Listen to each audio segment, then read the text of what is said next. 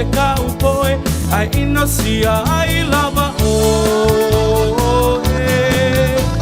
ai mai sa palinga ma sa pilipilinga e moni e a lava ita e te talanoa e te leiloa mana tola tawalanga no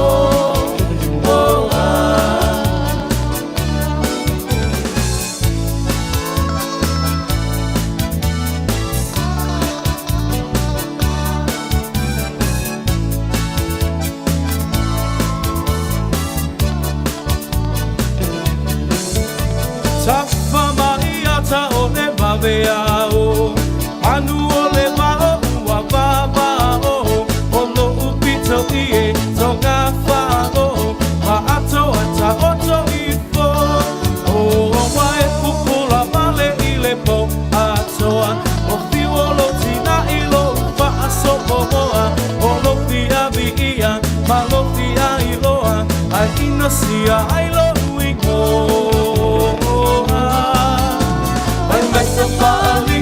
Masa pili-pilinga Pemoni e a lava ita Pete talanoa Pete leiloa Mana tole tawalanga no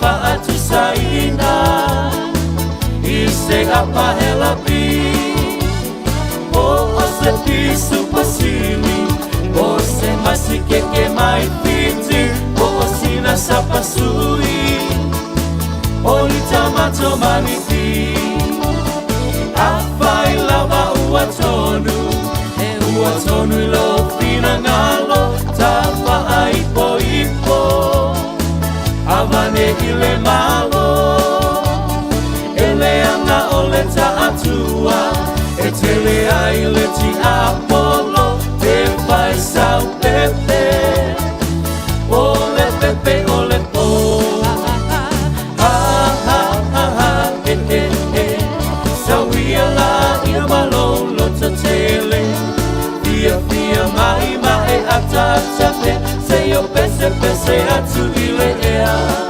Seyo pese pese atu ile ea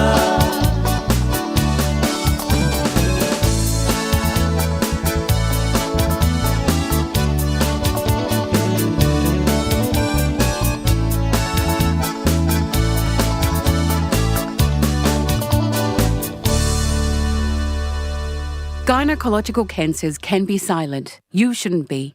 Learn more by visiting thepowerofknowing.co.nz. If you're unsure or concerned, speak to your healthcare professional. E le te tau ia oe una nā tia a fianga o le ka nesa o tutunga sa o te mai tai. Mo le sila fia atili, asiasi i le powerofknowing.co.nz. A whai o e popole pe le mautinoa, tala noe lau fo mai. GlaxoSmithKline New Zealand Limited, Auckland. O fia maua sau ta avale po sau piki apu. Ai tong i ta iwa yaso, lua va yaso, pe ta imasina. O le sleek cars o le a maua ai le fisoswani. Ua ta pena le au whainga luenga a le sleek cars, mo oi malo a inga. Aua e te popole i se mea e tasi. Te tala fitu aso, mai le sifulu i le tai au, angai le afo le ono le afiafi. Tele la lai au kilani i saute, vili mai loa, i le o lua tasi faa, fitu lua selau, po le o lua o, fa lima tasi lima tasi. Sunga o whenga whakao e lo kawa le fōu maunga Max Ila. Senga o ka amilo i au kilani. Mo koe foi mai lava i o tara i le Tire World and Auto Limited. Lea e mau aiso skoi ngā meg ma pau kawa. A ole me piko sidi. E ngā le lua lima ka alad vai aso le kokongi. Le Tire World and Auto Limited e te maua i ta avale ma pau tau ngō fia ia New Zealand antoa. Mo fo i se ti mag wheels mo so se tu ai ngā ta avale ma le telo isi au unanga. Warren of Fitness i le na ole se fulu ta la pia i wha i lo i eina e wha afafonga le Radio Samoa i nei wha abitoa. Samoa. Talia wins quotes, cue cards, maisi. Walang lole tire world and Ultra Limited ile lua fitu tasi tolu o mo pa uta avale. O le lua fitu fa tolu lua o mole fale inisinia. Talofa o waleni o se electrical inspector Samoa tolsu 5,000 o tautua ma o resta leino fo i mole waino lo mota falsam fatfainga luenga fa peli peino vai vela ma o ngaumu falau mai lo waleni o la amos electrical il o lua fitu lua no tolu no fitu no lua o lua fitu lua no tolu no fitu no lua.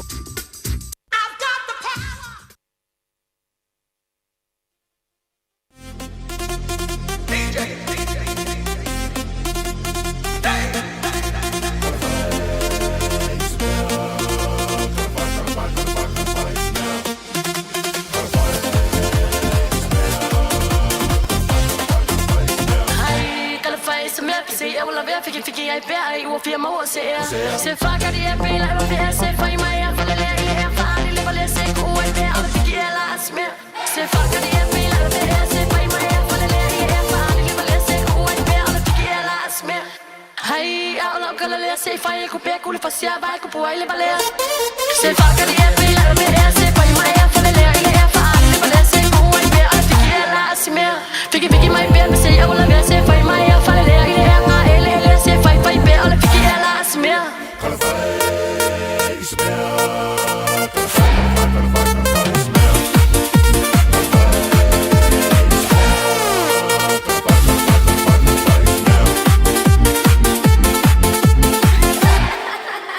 hai alla cala le che lei lo smia la le u caffè figli mai pe figli mai pe se io la se fai mai a fare le se fai pe se au fa ma smia figli mai pe se io la se fai mai a fare le se fai pe se au fa ma smia hai alla cala le che lei lo smia la le u caffè figli mai pe mai pe se io la se fai mai a fare le se fai pe se au fa ma smia figli mai pe se io la se fai mai a fare le se fai pe se au fa ma smia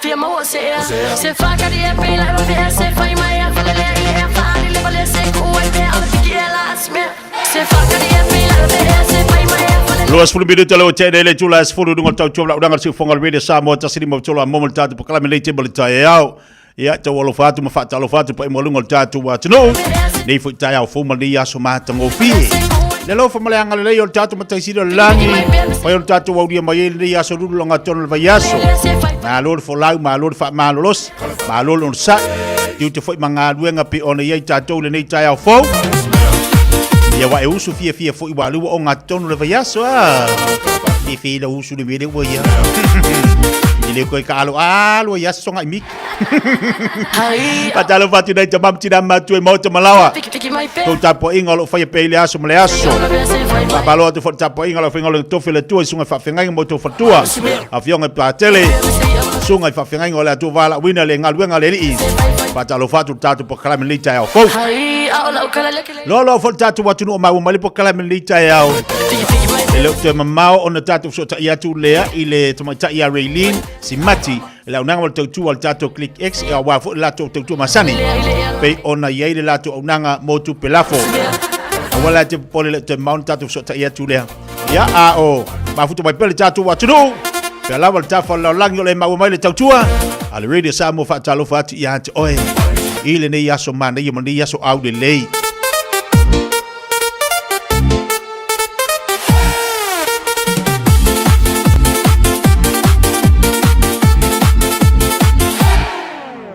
Luas multasi minute lo tene ia leitu la se folu Au nanga matau tu masari tātou.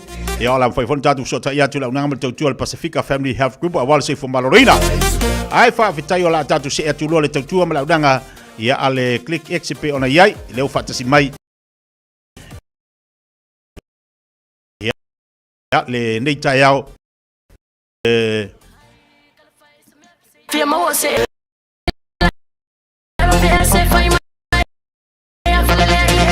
Sa ibai la volta tu watu na tulanga lea fa mole mole. Hai au la kala le se fai ku pe ku le fasia vai ku puai le balea. Se fa ka dia pe la me se fai mai a fa le le fa le balea se ku ai pe a fikia la simea. Fiki mai pe se au la me se fai mai a fa le le nga ele se fai pe a le fikia la simea.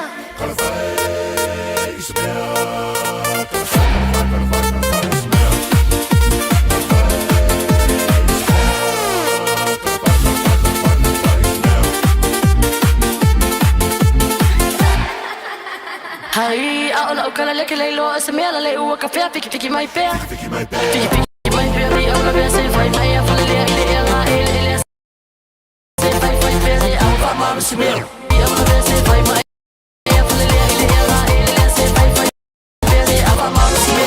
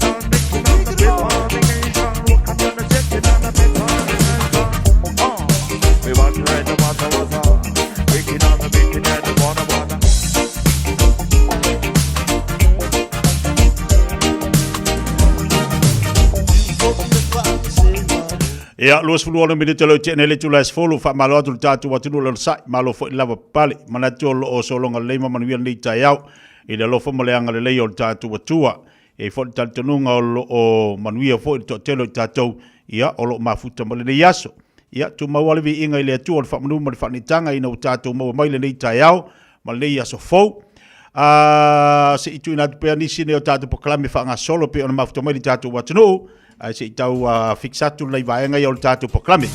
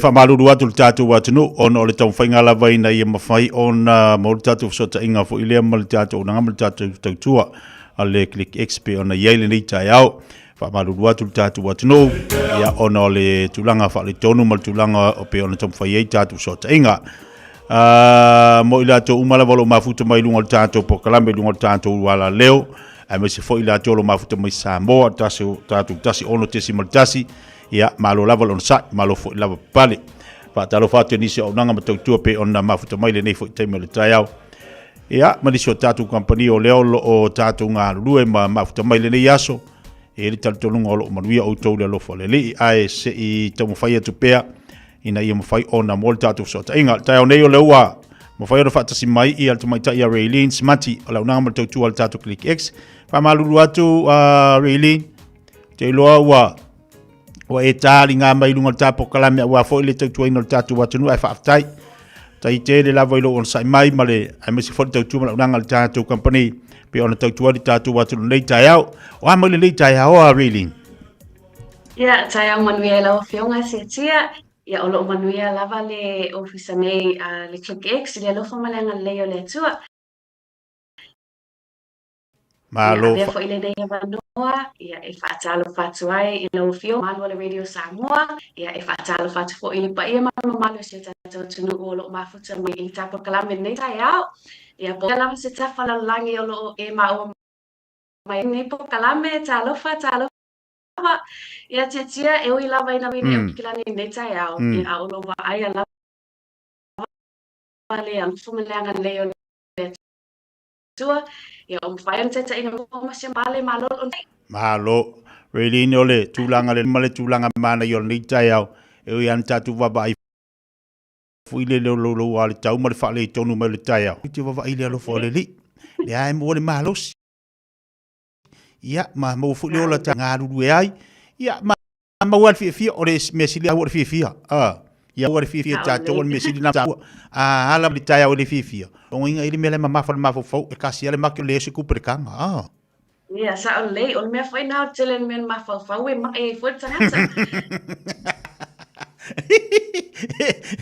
Whapea le furu o le maluru ale o le furu ale.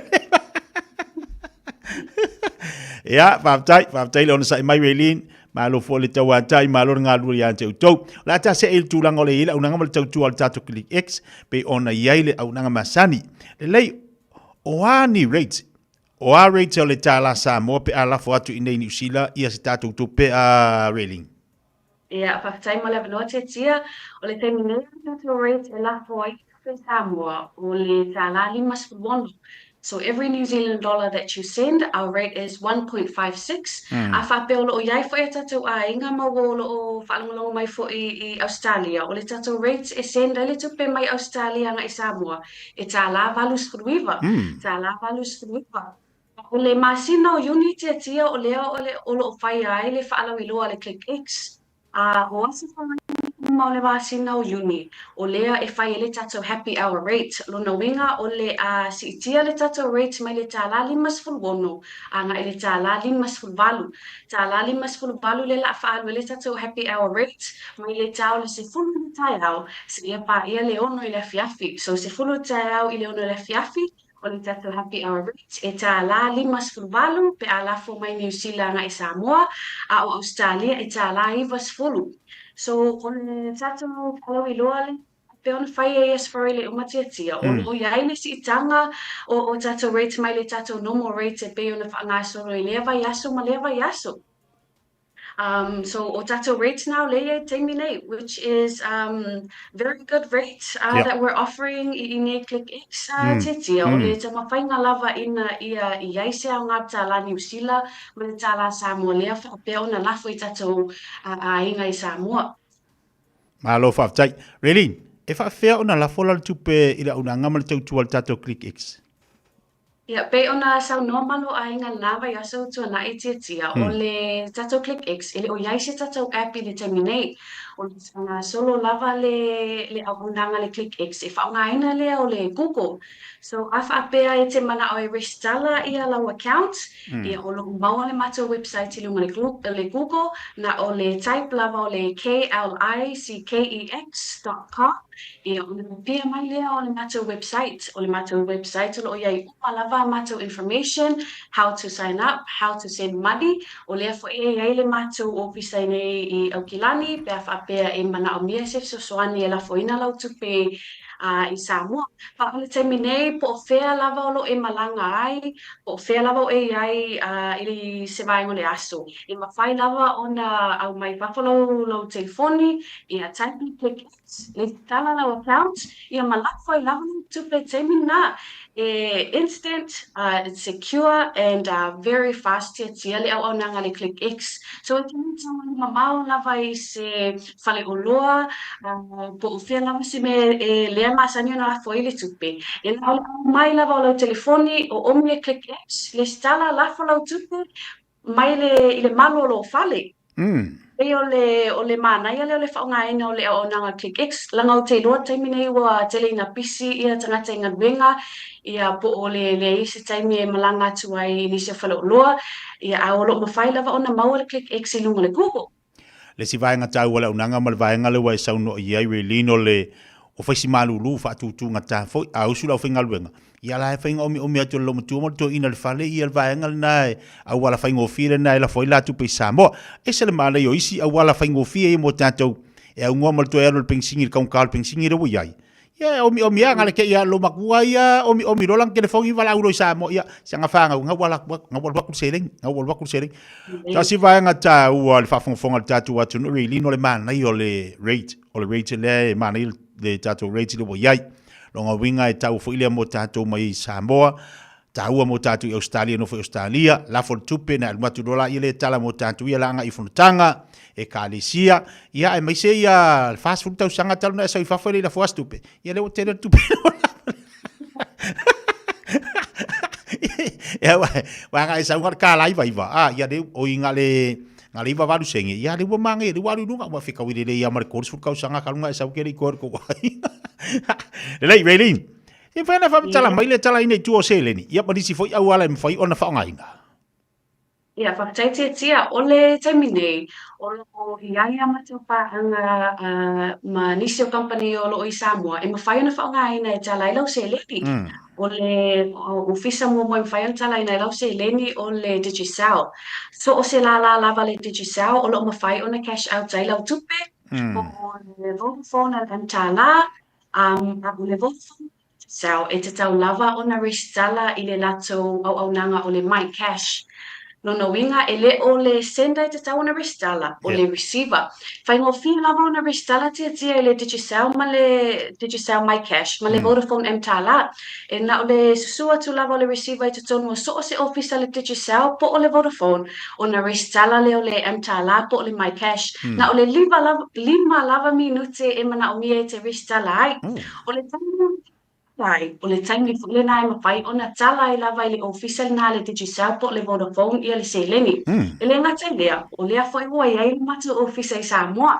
Lea o lo iai ia lea fiunga ia malu ainga, ia matori, ia bisa. O lo i le Nupi Fa Plaza, le SNPF Plaza ia pia. Au ta whatonu lava le Digicel. Whafsanga e ma le marketi fo a Sabalalo le fatua uma ona whai Samoa. So o le sili na ofisa ma whai na tala ina i le tupe tia o le mata ofisa, o le ofisa le Digicel, so o le ofisa le Vodafone, ia ma le SPPD office, o le SPPD o loo i te tonu na le Nupi Fa Plaza, a o lunga la le foloa mua.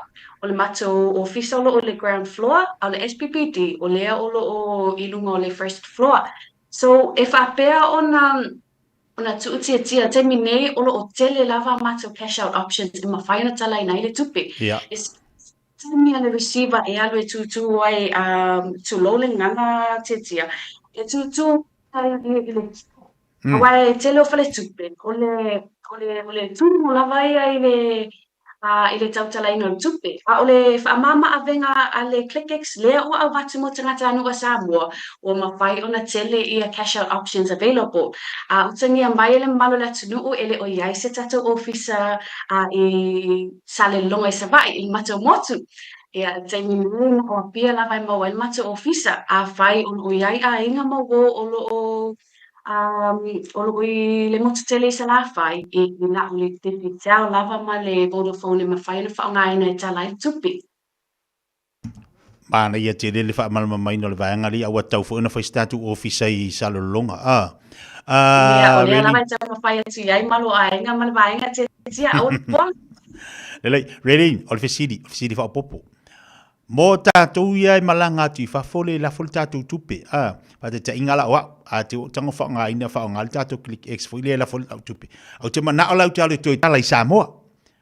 E la fongei au ke malanga kai au, o la toi tala. E whaera so sani, e mwhaiano o la tu tala I runga wa lewa, o wa ona le tupea. Ai o lesi mea, o le asea whaingo le tupe ma whai ona lafo. I lunga le tātou au nanga, wa yeivisi company whapea. E se furu afe loa, pe li mafe, wa te lele tupe, ona mafaila ia fatu a mafaila ia na mafaina watu se ID fo ile ia po se tasi fo ia fai ona fa mani ia ina le tupele lafo ea o la sa so so animal tatu watu no wa tele tatu le la fo tanga le mutisi fo tanga ise kalisia la tele la tupele lafo ia o ise so so animal tatu la le va nga fa mole reading.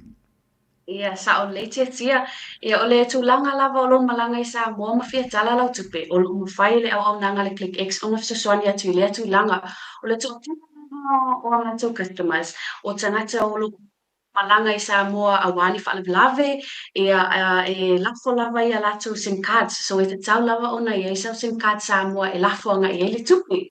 Ale ai o lo iai lava le matou o nanga ia ma le matou timi Samoa e mawhai ana fisosoani atu e te tau nukulo i Samoa tae au whaatau lau SIM card susu atu ia malu ainga ia o ina lava e senda i lau tupe matala i lava i le ofisa click X e le ise me te pole ai ale sau SIM card e le a whaini.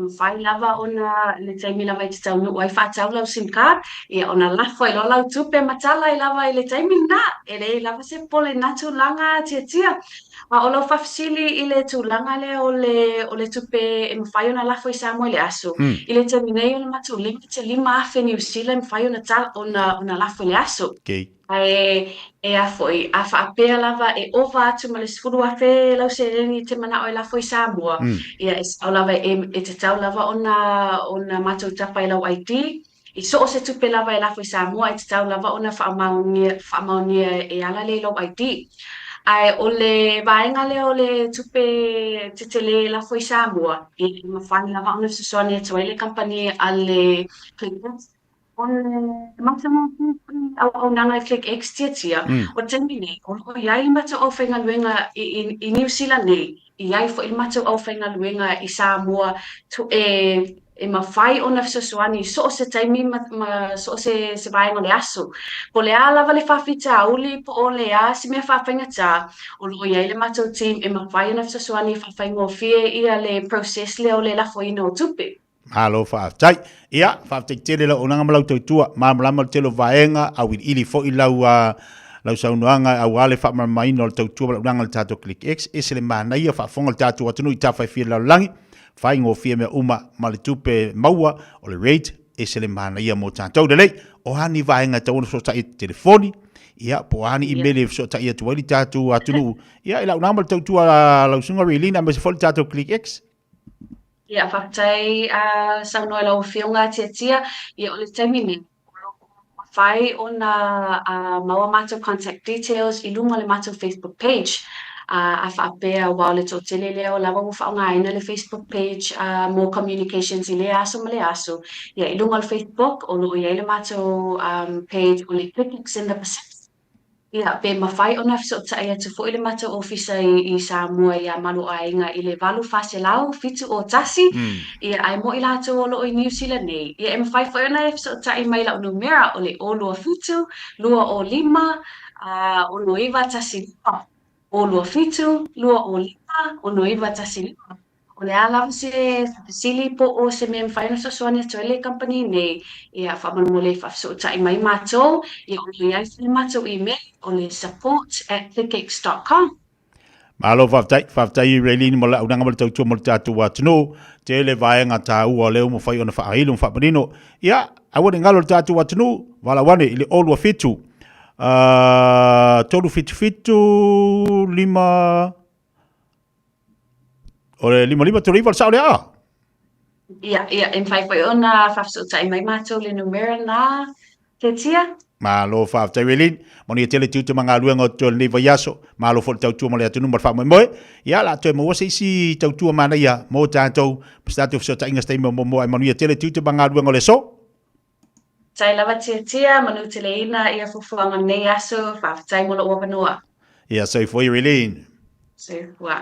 Lelei, naua whaafonga le tātou atunu, tamata ia relin, smati pe ona iai, ia lana tautua mo la uranga mo tātou, i le nei fo i vaiaso, awane ngari ant oe, tūlanga le lei ma le tāua la unanga ma le tautua le Click X, o la umwhaim so sani tele mo le tātou atunu.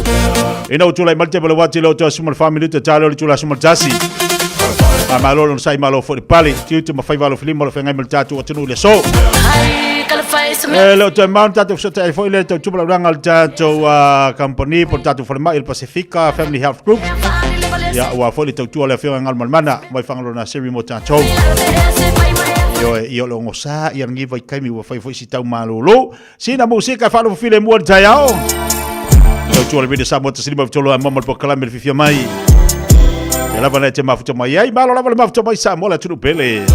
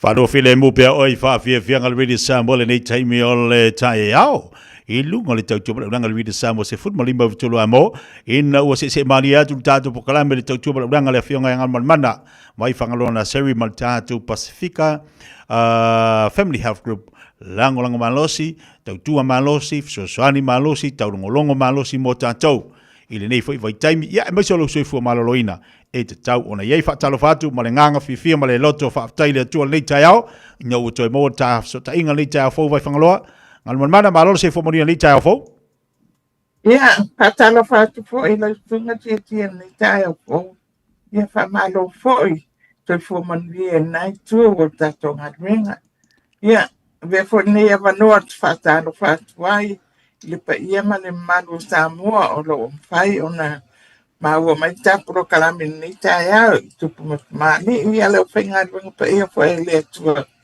ia mo la tau whaltua ai menchiri pa ia lasi o Samoa ia talo whalava malo le o sai malo fo i le tau atai tu te manga ruanga pe ona whenga i vai whangaloa ia e whaaftaile atua o leua te mo le nei lau ia ma le fo ia vanoa taua ia whai ona tau tuaina le tātou atunu lelei la whatu Wari vaenga tōna whamnatu ma tu ina mai whai mo tātu atunu. Nei vai taimi o tātu iai. E mo ia o le ae whai ima marulu. Ia o le ae makau mo usinga mawhana whana whai le mo tātu ungal man. Ioi, sa le ia whaptai o anapi ia mai nei aso pe watau mawhana whana mai ia ai o lo tau lava on tātu whai tete lava o lo tau wai whai ia later on i le aso ia o marulu mai whai. Wala tātou te pātamala i le vālea i whengo lava mawhanwhana. Ia mei te lava wha mawhanwhana i no le whanau. Ia mai Papia nei o tātou matua tausi tono fale ma lawa. Ia tau fon wha whana lele e tono fale. Awa asu ma moisle ia e mawai fo i nā male mai la tō ia te tia o le e te tau o na mawhan whana ma mango le e tātou te i nofo e tono tātou fale. Vai i nā tō o lo a lalam papa au tono fale al malo kainga ora hautu. Ia. A whai ele o ma whanwhana, ia. Ma aia tō agent nai e tō te tiori ai. Pai iai e wa o leo we iai lava tū la pono e tau o na a wha ma whanwhana ma lava whale. E le ngata lai whale al malo au whale ia renta i o tātou tangata. A wa e tasti le criteria o leo we iai. A whai atu e wha le tonu mai ia ngā landlord. Ia e tau lava o na whaai ia ngā iai lātou e mawhainga awe anga ia le complaint inga i mwhai ai ia o na whai mawha whai insulation o whale ia e mai se lava. O na o leo tangu tā ia rental i tia. Ai te tau poe lang tangu tā. Ai ia le lei ma lolo ina le ia le environment o lo o ia whale o lea.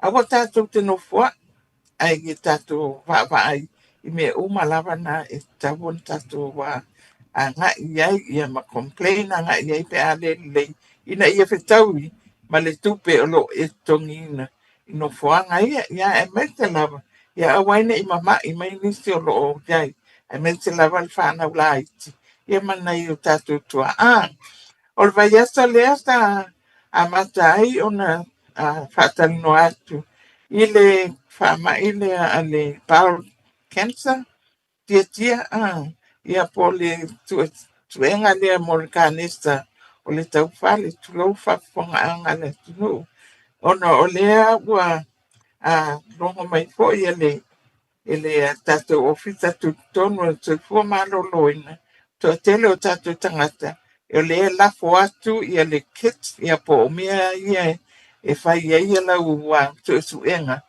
ia ai le o iai ma lātou o lo o whai an lātou tu suenga ia ma pātau nu o mai pe to lapo mai ia mea ia watu e whai ia ele ai fo i o anga i fo mai pala ainga e whātau nu wina ia lea fo i vaenga last time last week lesa o whaali nā tuai ia e pe e fo linga ia o le envelope lea e le lako atu ai o malava ia information o ma ia ma le kit ia ma tūlanga o ma whapena e whai mai anga ia lau test ai o lea la i pe whamanatu atu ai koi ona o New Zealand lesi atunu e pito i hai lava pe pito i sili na mawalunga ia lea whainga o tangata wa maa liu mai i le bowel cancer ia po o le kānesa o le tau whale pe o na wha Samoa ine i o tātou tangata lea ua iai nei ia o lea la o ina o lo o pai ai mai te lava i nātou tangata mātua ia maa o le tau sanga la le lima ono le watu mai ia anga i lalo anga i lunga i le pitu tulu malpa tautanga o i lātou la ia e tawon whaatau no wina ia le suenga nei e tau lava o na whai this is all part of screening for cancer o na ua tele o tātou tangata mai mau o toifua i kānesta o ka tele o kwa ngā kānesta e tupu mai o tātou tino e tasti le kānesta o tō tele tangata ia whaale mau o toifua le whapia e tātou ia whamai o manava kānesta o manava ia po kānesta o isi ia vaenga o le ala ai le ai i tātou te e masan iai on tatala noanga iai a whainta iai te te lo ainga mai mauri o soifua i le kānesa o le ala ai ia po kānesa o manava pe ona tala noa ina ia e tau ia te oi ona whatau no uina ia le suenga lea mole kanisa te fani ia po kanisa nava aluanga ilo fuma I falainga tala noanga iai pa ia oe e te mana e fai ala test lea e lu te ilua tau tanga e au ngā aia le test lea ma fai pa pena pe uma foi lava o le suenga kanisa susu tu lo fa funga le tunu ia kanisa o mama ia ma kanisa ia o le toto ia por blood cancer por leukemia ia o pena kanisa este uma ia wa mafai ona fai atu suenga ni ia tai lua tau tanga tai tolu tau tanga mafai pe a fapia na mau atu la wisau to lo le mea uma mana tua foi e mafai lava I le te lau patene ia ni suenga ni atonu e uma nei na fai ia le suenga ia life by mai for mai o le mai lo test te le mea uma ia ai tolu masina down the line ai to vai atu e se a unga ia we vai te o atu for mai ai fai mai o le kanisa o le o le manava o le kanisa tau fale I mtulanga whapena o le e te tawa I lava ia tātou tia ma le whafonga angala tunu ona maintain pe fai pe lava suenga a fai ta I tau tanga a uma le alua tau tanga ia toi fai le si test toi fai le si test se ilonga lava whapea mai ia le ai o le wangate I le tau tanga e fai ai ia ona e loala ia le o lo le mea uma ia whapena ia tina me te maitai a tō whafonga mai ka nesta o susu whapena te I tōru tanga ia ka nesta o le ngutu o wha o tangata ia te ilua tau tanga mawhai o le te tau lava ona maintain o matulanga ia e mai te poe susu inga mo prostate mo tamama tama ia e tau lava ona wawa ai ina ia maintain o malava pe whatau nuina ia suenga ia I le taimi o lo whatau nuina ia o lea la a whai e tele I mawani ani a whai wa lima suru ono tatanga ne tatanga ia a ngā I lunga a whai e tele I mawanga ia te se kit po te tusti mai I te whatu ora a ngā I le whainga o suenga nei ia a ngā I lo po mai whalainga a leo na ia vili mai al tato telefoni o le over se lau tolu lua o tolu ia o le vainga langa mo le bowel cancer ia po kanista o le tau whale tu lo papunga ia te whamanato tu foi ia tato atu no o lo iai le awanua mo le tuipui o le fulu Ioi, ona o lea wa ia ia petu ia inga o nei fo I mai tau le malulu ia to ma fanfana mai la titi ia na e tau la von fai ia tatu pui o le asto faraile nei e ia le au penga luenga al Pacifica Family Health Group I nai le hol le o Tara te puke hol ia e pai nā te mahtanga le au matua a le a iaila ina le au pai ngā luenga a mātou e whai ai pui o le fulu, pui o le ministela, ia mai si lava pui. A whai lai le I whai alo pui, ia e o atu ina whao ngā nā wano a le a iaile au pai ngā luenga ina ia e whai ono whai a fua ia pui ia e pe ona o tā ua. A wale misia ia nā wano pe a whai e te alala papa au lata atu ngai o Tara ia pe e wat po I o Tara Town Center. Ia o ani ngai le hole ngai te puke hole o Tara. Ia e mawhai ona pai ai lo pui. Ia le ngata po I lea. Ia e mawani ia pui o malava ia tato palma ia e pā.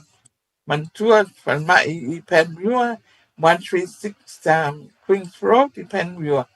Yeah, number 32 King Street, Papatoy. Yeah, Weymouth, number 5, Waimahia. Weymouth, yeah, man, ile Clendon shopping, yeah, Ross Common Center, yeah.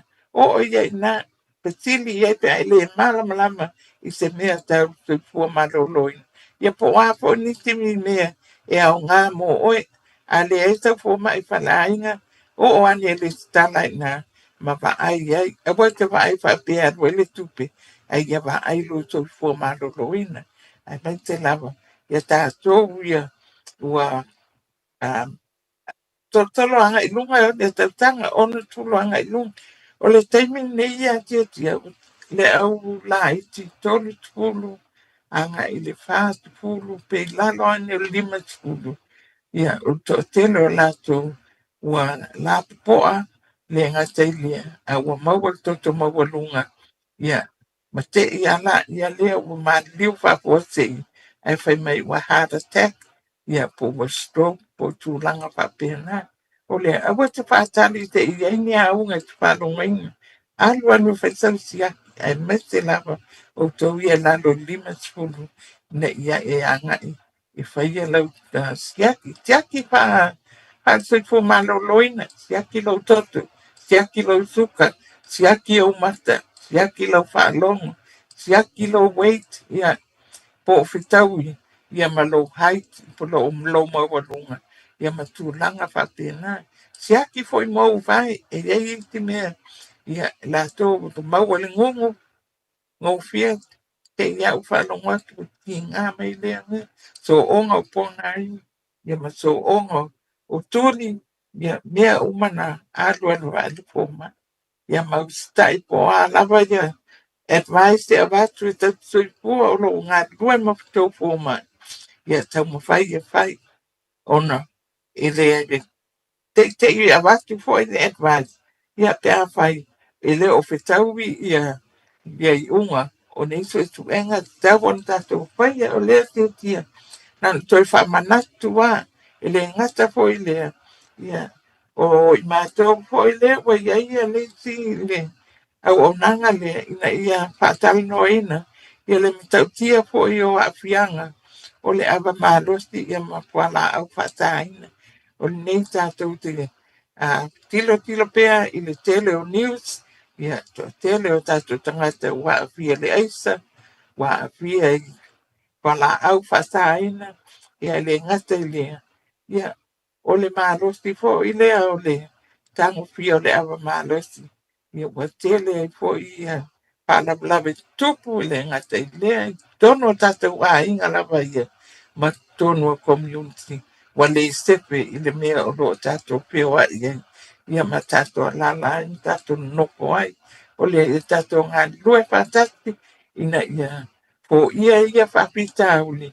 Ina ia maua tātou le o la taunga le mo. Ia ma le pia le aso ma le aso. Tia pe e te isi vaenga. O lo e pia. Pesili ai pe. Ia malama tili ai. Le ai, le wa mātango fie te le ia vaenga I wa sauno I lau fionga ngal man. O le tā ua I o le whamanatu, le ngai teimi tātou te no fua I ai. E fui teimi tātou te whiwhiwhi tātou te wa ili fō mai. A le mana I o le tu ima le tau longo ma le whamanatu. E wha o sofia ila ngono le tangata. Wata tau o nā lue whaisa siaki. Tau o nā lue wa ili fō mai. Le ngai teimi tātou te manatu natu fui o tātou langona. E tau mi ai me te tau o tātou ua whai. Ai o le tūlanga le leia I o le tau tuama la unanga. O le whamanatu. A le wa ili fō mai. A musu fo ile angal malmana va ia ni si foma ana ile tau tuba unanga tato Pacifica Family Health Group I tanto lava fal mai em faia na o ele stalai ia ma o va I lo tato foma I pe ona I ele tato tau masani Ia wei. Ta leia ale lava fo le ngana fa matala ia unga o lo e ne. Ia o lo o ia tato tato fua. Vili ai. Fai lau appointment e te manao I te Samoa e te talnoanga iai on whawhai ngōwhi ai nā ia le e tofu o malawa tato palmai nai pa ia ma tato tato fua Samoa o lo o ngāru e whawhai ngōwhi ai a te oi au malawa le nā ina ia pe tau mia e pe on tā ua titia ia langona ia male mea e te tau ona whai awa vawe loa o le vawe foi na o na tong fitia ai na Ia e toi oso atu ina ua vaai atu ia wale mawhai ona tonga fitia. Ia ona ua tūngā ia le ngasi. Ia po ua tūngā po ile solo le mai. O le whamanatu atu ai pia ni o tatou wa ngasi. Ia o lo iai le ngangana, o lo iai fisastoani nai tu. Ia tasi lawan mea, ia vaai a le mawhaina e alu anga i le fō mai. Ia pele esta avale pea. Ia vaai pe i tō uso ia po te lo ainga. Ia mawhai o na range ai a matuale ai lava. Ia na e vili mai la ia le ia. Ia ona vaai atu leo sesi. Ia la tu e mai oe. Ai e leanga fo ile mea tia. E alastu tanga te piki mai. E alastu pe tolu ta avale lai tu mai rumol fale.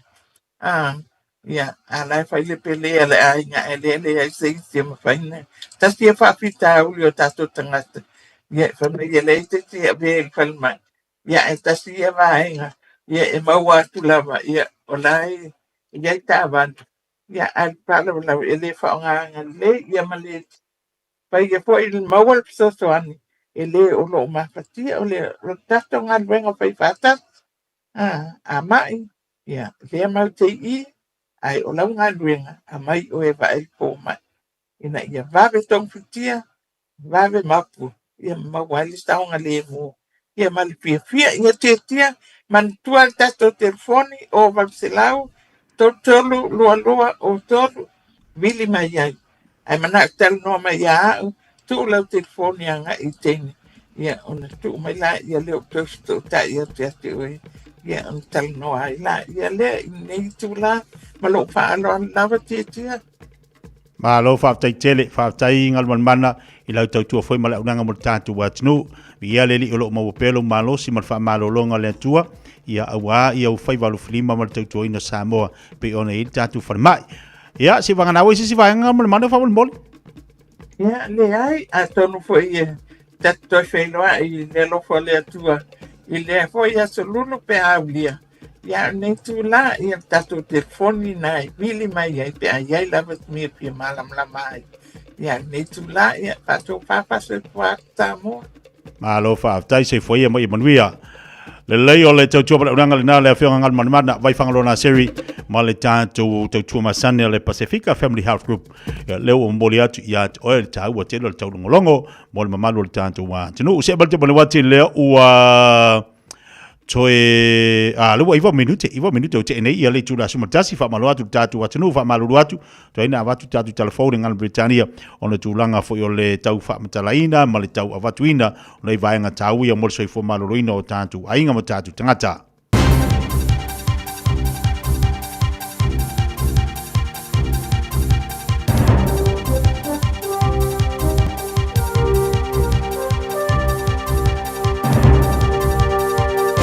In this update, investigations are underway over allegations MB staff deceived the Immigration Minister, wasting more than $30 million. Erica Stanford says she was misled about cost increases for a project to upgrade border biometric systems. The Public Service Commission will be investigating officials' behaviour. MB Chief Executive Nick Blakely says they're fully cooperating. In parallel, I'm doing a stocktake of all of our technology projects, strengthening our processes and governance around those and getting independent insurance. Questions over how much weight the peace deal between the US and Iran actually carries, despite the fanfare. Donald Trump says he'll release the full text within days ahead of a formal signing ceremony in Switzerland on Friday. Waikato University international law expert Al Gillespie says this deal is more of a stepping stone. He says key issues still linger regarding the Strait of Hormuz and Iran's nuclear program. We're not even sure what parties are involved in the agreement. We know America's in it, we know Iran's in it, but there's questions about Israel, Hezbollah and Lebanon as well. Concern the Health Minister's overstepping as he shakes up the Medical Council's leadership. Simeon Brown is refusing to reappoint the chair and deputy chair when their terms as members expire. He says the regulators become too distracted by ideological agenda. Association of Salaried Medical Specialists Executive Director Sarah Dalton says this is a clear attack. It suggests that he doesn't understand that being able to practice in a way that is culturally competent and culturally safe is a key part of safe medical practice. justice in the 21st century. A 23-year-old man's appearing in the Auckland District Court today charged with murder after an alleged attack in the central city last night. Emergency services were called to Wellesley Street East at 6:45 to reports of a grievous assault involving people known to each other. That's news. In sport, Norway have snatched a 1-0 lead over Iraq in the first half of their Football World Cup game in Massachusetts. And the 2022 World Cup Golden Boot, Kylian Mbappe, has scored twice for France in a 3-1 win over Senegal in New Jersey.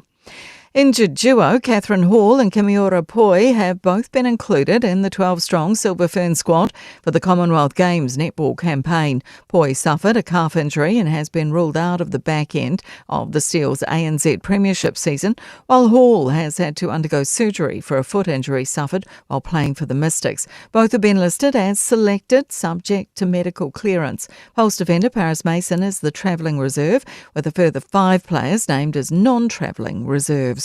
That's sport. I'm Jodie Gill. E ai se isi o le tau ainga e whaapea sona leo. Pe whaapea foi. Whaamata e avea le tale I, ma le tale maasani e tau fia ai lātou, ma le whai o lātou mea maasani ai. E tatau o na lātou e whai suenga o le tale, a ngā I le coughtest.co.nz. Pai le suenga o le tale, ma whai loa le fō mai, coughtest.co.nz. E le ai se tatongi. Whala au talavai, e iai tūlanga la matia ma tūlanga le lei o whala au. GlaxoSmithKline, New Zealand Limited, Auckland. Au kilani I saute, o sa ili se Samoa oe malo ai, o le Enterprise Model Group manukau o lau whale ta vale wha moe moe. O tele ta vale matango fie filfili mai ai, tele le fisosoani o lau whai ngā luenga mo oe, mo se ta vale talafia ngai, su mai I le 5 Grey South Road I nei manukau.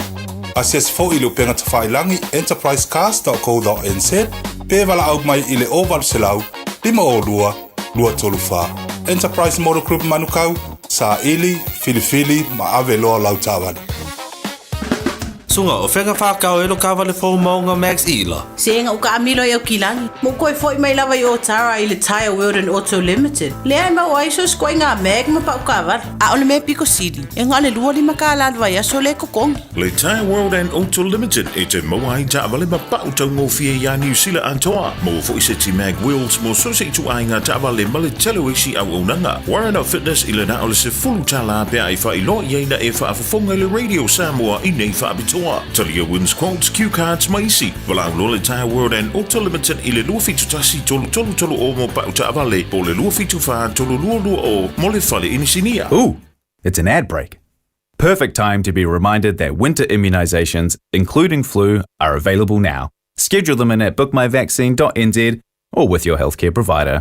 And hey, you might get to tick it off your list before the next ad break. Ua na ole Radio Samoa se furulima iwa toru a mo e tautuaina o e ilaungangana fitu aso le vai aso.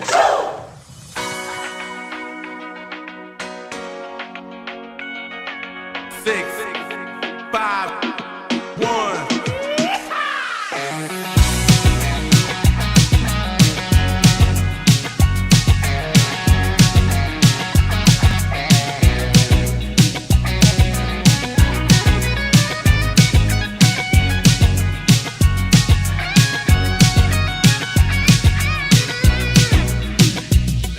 Like you got a girl, me oh my. They got a girl full of heroes down the bayou. They see Vaughn, the sweetest one, me oh my. Jennifer got real epic fun on the bayou. They put dukes, found a new place is buzzing. The game folk come see Vaughn by dozen. Dressed in style, they come walk wild, me oh my. Jennifer got real epic fun on the bayou. Jump away across this pie and fail to go. For tonight I'm gonna see my cherry. Take guitar, feel for jar at the gate. Jennifer got real epic fun on the bayou.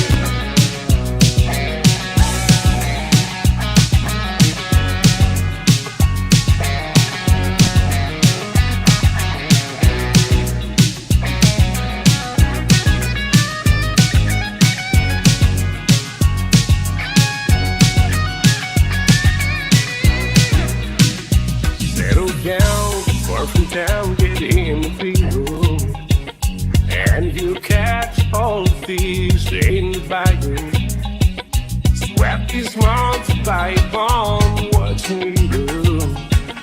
Set up the gun, we'll have big fun, don't buy it. Jump away across this pine, fairly gamble. For tonight I'm gonna see my cherry meal. Take guitar, feel for jar and the gale. Set up the gun, we'll have big fun, don't buy it. Jump away across this pine, fairly gamble. For tonight I'm gonna see my cherry meal. Take guitar, feel for jar and the gale. Set up the gun, we'll have big fun, don't buy it. Set up the gun, we'll have big fun, don't buy it. Set up the gun, we'll have big fun, don't buy it. No no uwe Samoa wai la le le vasa la le oe inu ole vasa.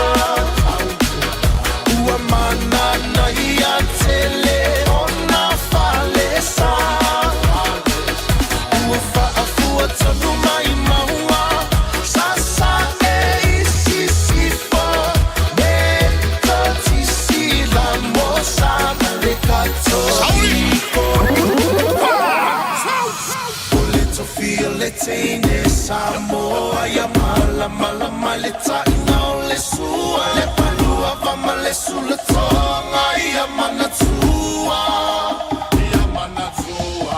utupula ngatala voine ya so semana ufa ali ali malu ya tile fa Samoa wana ole nanu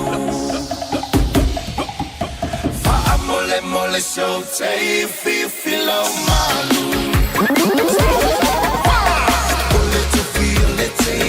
Samoa ya mala mala maleta ina le sua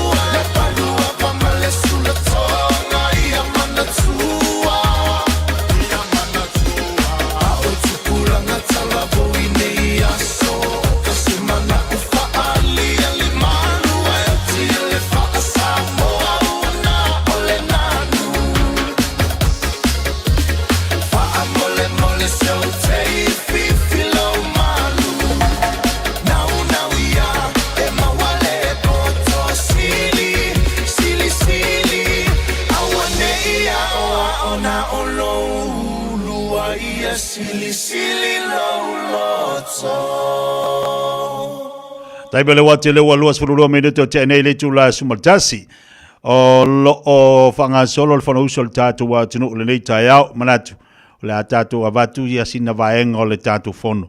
A whanau usol nei tai au al tātou wa tinu le nei tai au fo. Ia. Sui mingi lango. Mingi lango. Ai mai se lau whionga masanga. Ko lau whai la whia le kai o le kuangai ma le sui kai. Ai mai se o sui mamalu uma o le pāle mengi o le pāia inga spul malvan. Ko lau. Waka lau whai lulunga o makanga luanga i whia. Al kako malo. Malo le ngā lulue, malo le kauakai.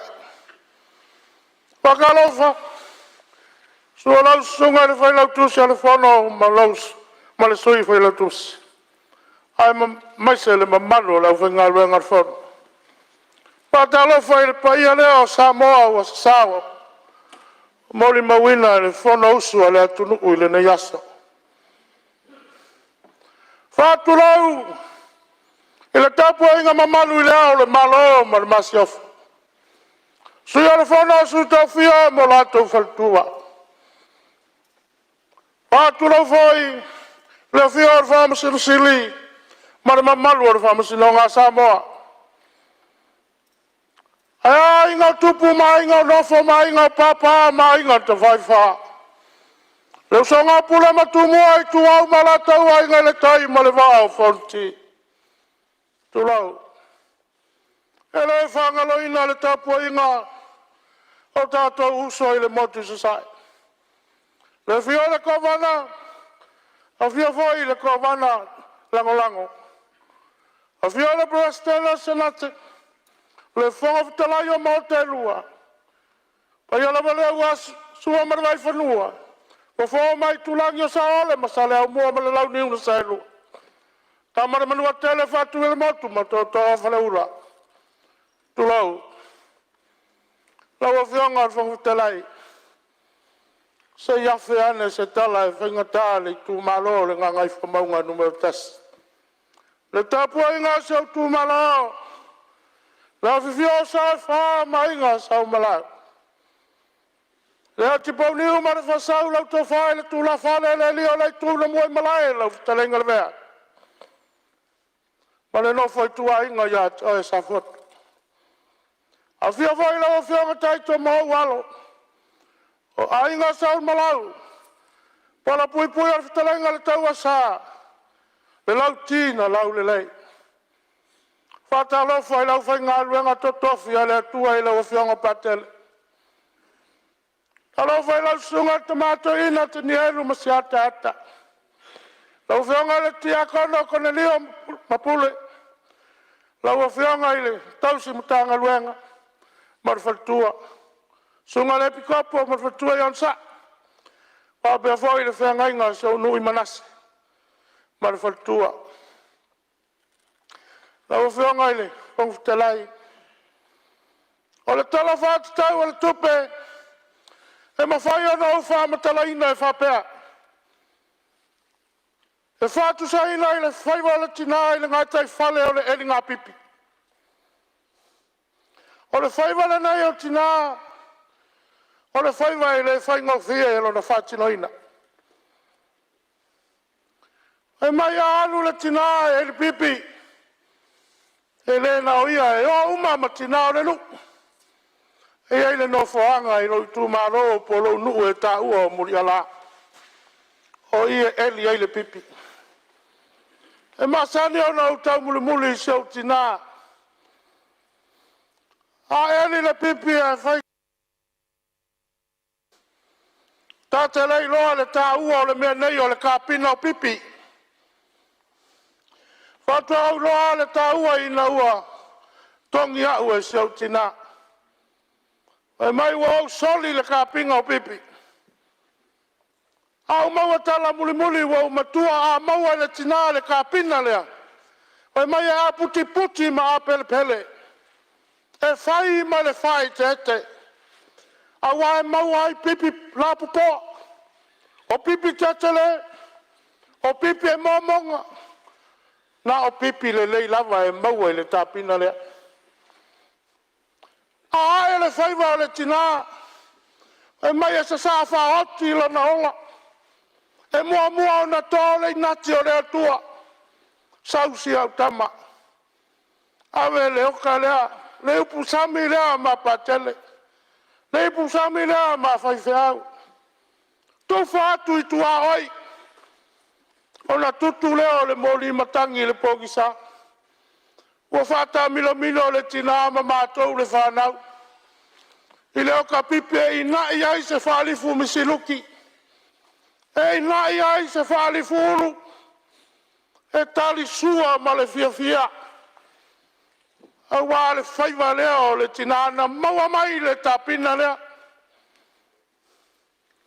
Mamalu lau whionga whautalai ma mamalu al parliament. Le au a tapena le malo. O tapena le malo le tapina. Le tapina lea. E manui ai ainga. E manui ai le tu malo. E to ai le nati o le atua. E manui ai Samoa. Pau le te talo a lo sui. Ma ai le tapina ne yo tatou soli. Le tapina ne yo tatou soli o na maura.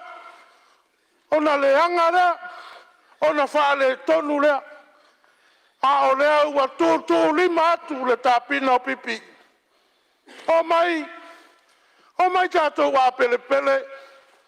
O mai tatou wa pongi. O mai e whai whale lei le tapina lea. A le lei o na tatou whaia. Sui mamalu o le nei mota. E iai lo tali tonunga. O le a whapena o na inu manuia le atunu. Tofu malia le atunu. I le masa atu. I le ola lea le malo wa tapena. E sa whaoti le atunu. E le whatoe hao le muli o le ola. Lau whionga le whangwhtelei. Na o mai lea o le talai niso matanga luenga. E le tele na wā. O lau tu mano na tumu ai. Le whaalau i loa sa whaia i sa sina al tato malo le vaiason tenei. Na watu ia te au. Mai le wea. I te le tau la unga i le palemene ua matou malamalama. Matou malamalama. I le whiau na momoli atu e le malo. Ma le matanga luenga. Ia e pau alea e whale o le nganga o le whamalo ma le whawhitai. I lau whionga le minister sa i fua malo lo ina. Usai ma whale mai a le nei tu malo lo i sa fotu. So i titi a ma ea. Ia tātou ngā luenga o lo whātino ina. O le maota o le whamai. Ia o le whaua to e whāte le whale mai pe on te talo atu ai.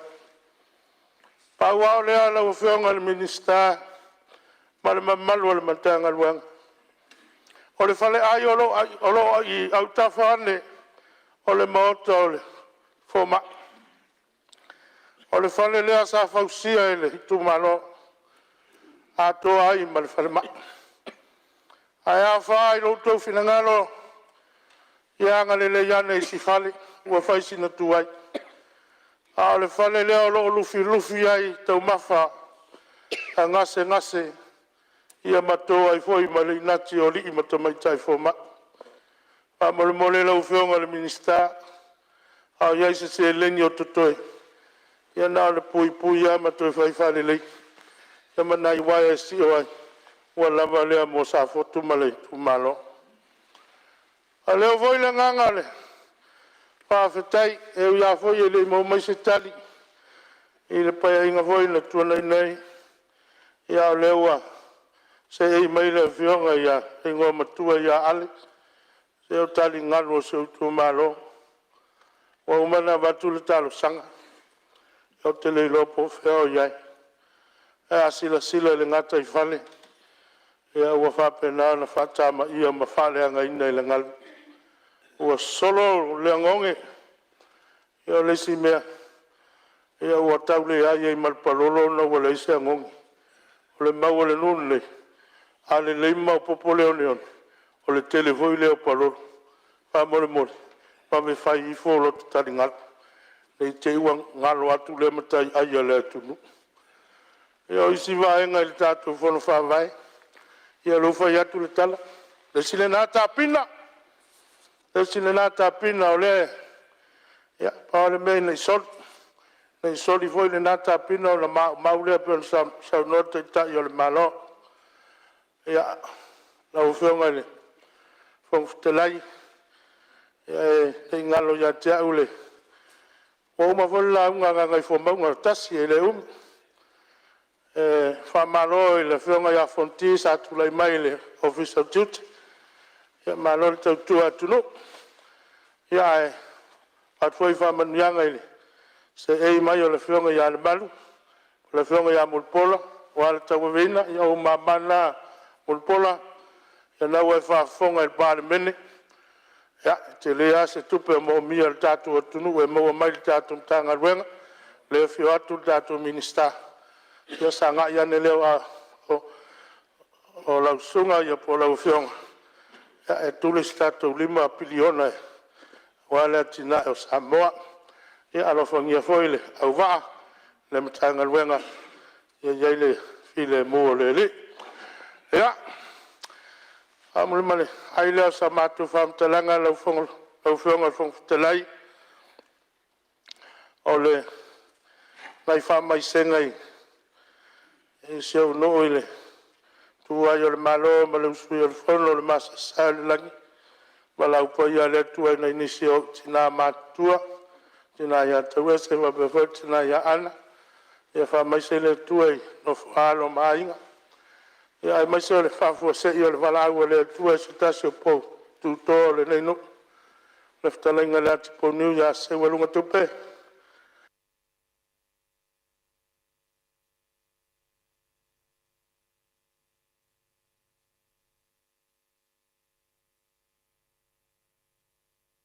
This is a huge reminder. Sorry, that was a bit much. This is your big reminder to do that little job of getting your winter immunisations, including flu, booked in now. They're available through bookmyvaccine.nz or your healthcare provider. Gynecological cancers can be silent. You shouldn't be. Learn more by visiting thepowerofknowing.co.nz. If you're unsure or concerned, speak to your healthcare professional. E le te tau ia oe una nā tia a fianga o le ka nesa o tutonga sao te mai tai. Mo le sila fia atili, a siasi le powerofknowing.co.nz. A whai o e popole pe le mautinoa, tala noe lau fo mai. GlaxoSmithKline New Zealand Limited, Auckland. Ua taunu umailo reta ili fali, ili te au le tasi ili vaveau. No leka, o fia sa ei ai. O le wakare kasi ili vaveau fa kwa e kaungu umaili fali. Inga e whai mei nge kaungu umaili ongo, o fia sa ei ai. Sa uia le fali mai mala uso, e ke roa fo e cancer skenge ai lewa e mai fo i. Ngau vili wha akoru waku, mai sanga le kari ai lau California. Si e kilo nge fo i mi skol nga e vili mai lea. Ia ola o momoe mori mangawa si au whangau. Ia ole fo e le ingi lancho kamaiki. Sole, ole kasi le lua le kolu lo pepelo. O koe o mi fo iau masingi wha momo kupe. Wha mole, ioe, wha maangano mai au. Ua o manga mia safsasoangi. Ua mawai ni maasina, sa ili e Loretta sifsosoani ili mapu mai services. Ua amatau na whaasol manuia le ainga o Loretta. Ma lo lava Loretta, ua uai le swinga le lei o si o tātou ainga. Whaaftai mo whaataunga, ma le tongina o a tātou pili. Whaafetai mo le fsasoani mai a mapu mai a, ma le alofa o le atua. Ua o maua le fsasoani e fafoa ilo whaafita auli, o le taalo i masini poka. Veli le mapu mai a, o walu salau lua tase lua lua. O walu salau lua tase lua. I love you, husband. O mo mia ni ngaluenga whai ilo fali. O le living space o lau company if so soani ilu whale leo maota malawa. Amana o mia se papui pui, carport, canopy, be wha faulau heat pump, whaisau deck, wha peta lau fale. Whaapsota i mai i le living space. Vai a 4 quotes, mau le so soani i le finance e le aise deposit. Vili mai loa le living space i le ovalu selau, 5 whaono, 5 wha. Ovalu selau, 5 whaono, 5 wha.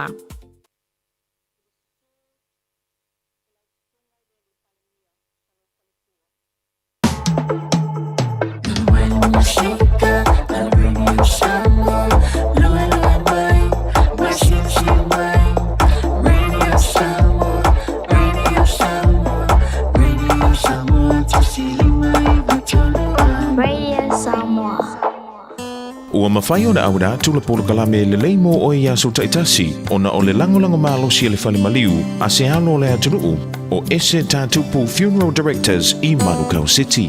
Po kalame le leimo oe talo whalawa. Nau whai tau se awa noa o ngā luenga sa whasala wina mai le newspaper. Aina tu sia mai ei se la pata inga whapea. A whai sa whasala ina oe i le whalpipui. Ia malia ele aiso wha amoe moe e te mawaina le awanoa nei. Ia o aia inga i ngā lalo langi. Ai o le malo le tua. Ele aise tangata e o i se tūlanga ua le aise wha amoe moe. Tu salava po le ale tele. Pa le matau tio le leanga o le o langa o le tangata. I le malo le tua. E iai lava le wha amoe moe. Tātou mana tua saulo le farisaio. Fasio tangata, whaasawa, i tangata kerisiano. Aina whaasao ina, ma whaao laina. E lei whaatali le tua se wa aipe le leila na mio. O na whato a whaao ngā lea i le ngarue ngā le tua. Sa e fo ilangona te te ale au so o ma tangata kerisiano. I le whaao ngā ino saulo i le tala ino le tala lei a Yesu. Ai petai. Na le liwe le tua. Ma whaia le amatanga fau o leo lango saulo. Na tuina atu i ailo na ingoa fau o Paulo. O le mātango fie leo le alofa tu noa o le tua. O le tua e whaia se swinga fau i lo o langa. Au ole mai maulo taimi e te popole ai i wha le tonu, maanga sala ua tua nai. O lo wha moe moe ola ia ke riso. O lo ulu manai manuia mautinoa lea. O lo wha moe moe ola ua le ai se wha sala. Ua maa ngalo anga sala. Ua tafi ese le maa. Ua le ai ni whiri e tue sasai ti ailo wolanga. O le alofa tu noa ua au mai ai apa au tātou te whele leia i e peo a eto i lau whanua marulunga. Tātou te loa atuai. Le mātango fio le alofa o le tua. Na le liu matu inatu e le tua i le farisaio fasio tangata ma ino i le tua, le ola fau ma le salotonga. O lono winga e whapena ono tu inatu i a te oe. Le wha moe moe ola ma le salotonga. Pesa e whalepui pui, po e nofo sala le whalepui pui i le taimi nei. O le pomoni, e sili ese, le maa losi o le alofa tu noa. Ta lia lana whaalotanga e maua i a keriso Yesu, e olai oe ma a mata aile o langa fau. Ma manatua, ele lei mo oi. O le ese tātupu Funeral Directors o se whale maliu Samoa o le tani foilea o taimi whaingatā o na o le malanga al maliu ma le oti. E mawhaifoi o na lātou awina atu ma awina mai tino maliu o e pele mai so o se atu nuo lalolangi. Mala auno le ese tātupu Funeral Directors i le lua no lua toru fitu o o. Lua no lua toru fitu o o. Pea fiu ane ele se fulu ma le balu Norman Spencer Drive in Manukau City.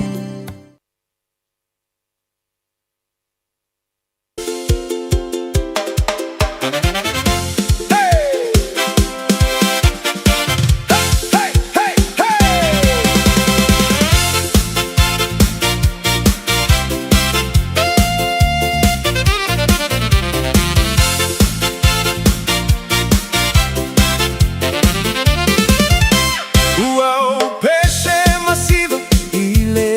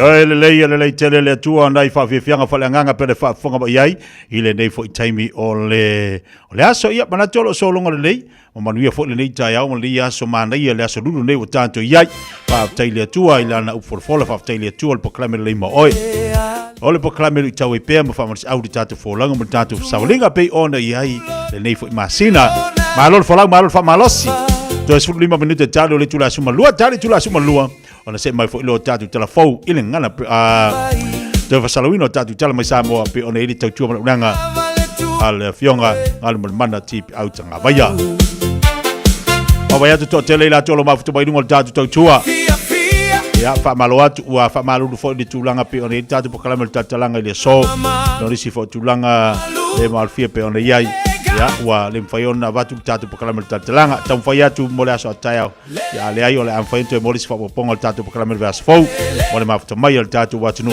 ta o tele le mole tatu vaiaso tatu waso ya be se pokala ngana Samoa yo fa ilo pe mo tatu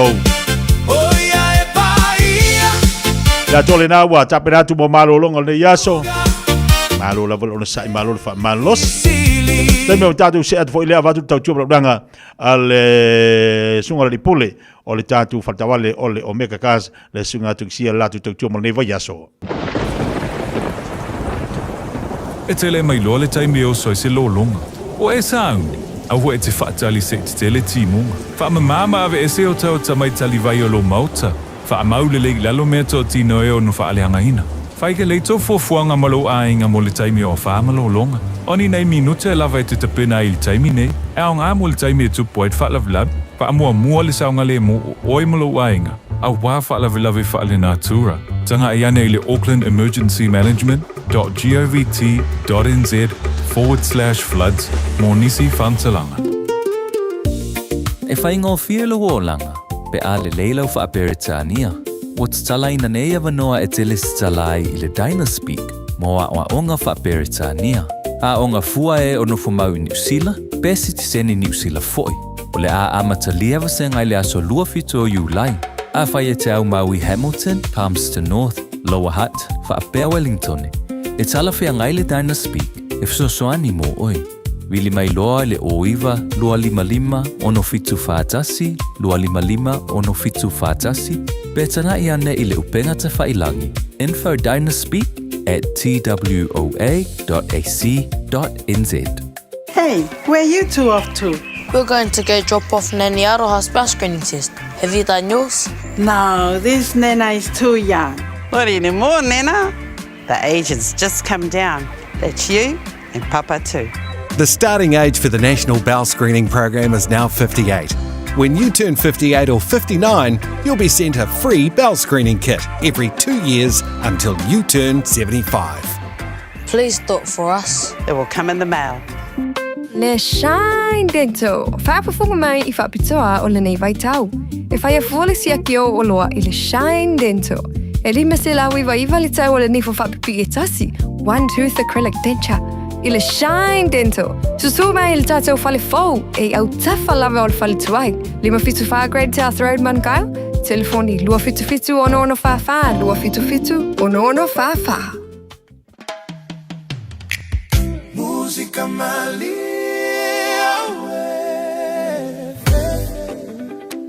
mana yesiba música malia